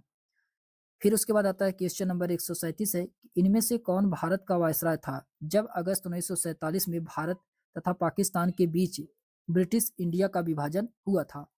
तो कौन था? क्वेश्चन नंबर 137 का इसमें राइट आंसर होगा Lord Louis Mountbatten. Lord Louis Mountbatten. Option number इसका फर्स्ट वाला राइट आंसर होगा। इसके एक्सप्लेनेशन दिया गया है कि अगस्त 1947 में ब्रिटिश इंडिया का भारत और पाकिस्तान की स्वतंत्रता और विभाजन के समय लॉर्ड लुइस माउंटबेटन भारत के वायसराय थे। 3 जून 1947 को इनके द्वारा प्रस्तुत योजना के कार्यान्वयन के लिए इस अधिनियम को पारित किया गया था। फिर क्वेश्चन नंबर 138 है कि निम्नलिखित में से किस कांग्रेस सदस्य ने माउंटबेटन योजना को अस्वीकार किया था? क्वेश्चन नंबर 138 का इसमें राइट आंसर होगा मौलाना अबुल कलाम आजाद। मौलाना अबुल कलाम आजाद ने। ऑप्शन नंबर इसका सी वाला राइट आंसर होगा। इसके एक्सप्लेनेशन दिया गया है कि नेहरू और पटेल के पश्चात अंततः गांधी जी ने माउंटबेटन योजना को स्वीकार कर लिया, लेकिन मौलाना अबुल कलाम आजाद ने इस योजना का अंत तक विरोध किया था। क्वेश्चन नंबर 139 है कि भारत एक गणतंत्र राज्य बना, तो कब बना था? तो भारत एक गणतंत्र राज्य ये बना था 50 में, 1950 में बना था। ऑप्शन नंबर इसका डी वाला राइट आंसर होगा, 1950 में। फिर उसके बाद आता है, इसके एक्सप्लेनेशन दिया गया है कि संविधान सभा ने कुल मिलाकर के 2 वर्ष 11 माह 18 दिन के अथक और निरंतर परिश्रम के बाद 26 नवंबर 1949 तक संविधान के निर्माण का कार्य पूरा कर लिया। संविधान के कुछ उपबंध उसी दिन 26 नवंबर 1949 को ही प्रस्तावित हो गए और शेष उपबंध 26 जनवरी 1950 को प्रस्तावित हुए थे। संविधान के प्रवर्तन की तारीख कहा जाता है कि इस तिथि को भारत एक गणतंत्र राज्य बना था। क्वेश्चन नंबर 40 है कि भारत का संविधान निर्मित हुआ था। तो भारत का संविधान कब निर्मित हुआ था? 26 नवंबर 1949 को। 26 नवंबर 1949 को। ऑप्शन नंबर इसका सी वाला राइट आंसर होगा। फिर उसके बाद आता है क्वेश्चन नंबर 141 है कि ऑपरेशन विजय किसे मुक्त कराने के लिए प्रस्ताव किया गया था? तो ऑपरेशन विजय किसे मुक्त कराने के लिए प्राप्त किया गया था? तो ये गोवा को। गोवा को। ऑप्शन नंबर इसका डी वाला राइट आंसर होगा। भारत सरकार द्वारा 1961 में गोवा को पुर्तगालियों से मुक्त कराने के लिए चलाए गए सैन्य अभियान का कूट नाम ऑपरेशन विजय था। कूट नाम क्या था? ऑपरेशन विजय। फिर उसके बाद आता है क्वेश्चन नंबर 42 है, जनगण जनगण मन गीत के हिंद संस्करण को संविधान सभा ने भारत के राष्ट्रगान के रूप में कब अपनाया था? क्वेश्चन नंबर 142 किसमें राइट आंसर होगा? 24 जनवरी 1950 को। 24 जनवरी 1950 को। ऑप्शन नंबर इसका डी वाला राइट आंसर होगा। इसके एक्सप्लेनेशन दिया गया है कि जनगण मन के हिंदी संस्करण को संविधान सभा द्वारा 24 जनवरी 1950 को राष्ट्रगान के रूप में अपनाया गया। संपूर्ण राष्ट्रगान को लगभग 52 सेकंड में गाया जाता है। इसे रविन्द्रनाथ टैगोर की प्रमुख रचना गीतांजलि से लिया गया है। पहली बार 27 दिसंबर 1911 को भारतीय राष्ट्रीय कांग्रेस ने कलकत्ता अधिवेशन में गाया था। फिर उसके बाद आता है क्वेश्चन नंबर 143 है कि राम मनोहर लोहिया जाने जाते हैं। ये समाजवादी अवधारणा के लिए, समाजवादी अवधारणा के लिए राम मनोहर लोहिया जाने जाते हैं। ऑप्शन नंबर इसका डी वाला राइट आंसर होगा। इसके एक्सप्लेनेशन दिया गया है कि राम मनोहर लोहिया भारत के स्वतंत्रता संग्राम सेनानी, प्रखर चिंतक तथा समाजवादी विचारक थे। वे समाजवादी भी इस अर्थ में थे कि समाज ही उनका कार्यक्षेत्र था और वे अपने कार्यक्षेत्र को जन मंगल की अनुभूतियों से महकाना चाहते थे। इनकी प्रमुख रचनाएं guilty man of India's partition, wheel of history, Marx, Gandhi, socialism थी। फिर उसके बाद आता है क्वेश्चन नंबर 144 है कि यह किसने कहा था कि पूर्णतया वचनबद्ध नौकरशाही ही वह सामाजिक परिवर्तन ला सकती है जो पंचायती योजना और प्रगतिशील विधान में नहीं निहित है। ये किसके द्वारा कहा गया है? क्वेश्चन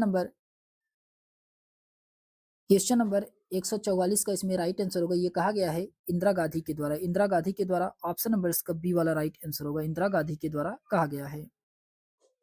फिर उसके बाद आता है, अच्छा, इसके एक्सप्लेनेशन दिया गया है कि आपातकाल के दौरान इंदिरा गांधी के वचनबद्ध नौकरशाही की वकालत की इस प्रतिबद्धता का अर्थ उस वक्त सरकार की प्रतिबद्धता थी। उनकी इस अवधारणा का बहुत विरोध हुआ था। फिर उसके बाद आता है नेक्स्ट चैप्टर है अनुच्छेद। अनुच्छेद ये नेक्स्ट चैप्टर है। इसको हम लोग दोस्तों नेक्स्ट वीडियो में देखेंगे। तो आज के लिए बस इतना ही। अगर आपको ये वीडियो पसंद आए तो चैनल को लाइक शेयर सब्सक्राइब अवश्य करिएगा दोस्तों। तो चलिए हम लोग मिलते हैं नेक्स्ट वीडियो में। तब तक के लिए सभी दोस्तों को बहुत बहुत धन्यवाद।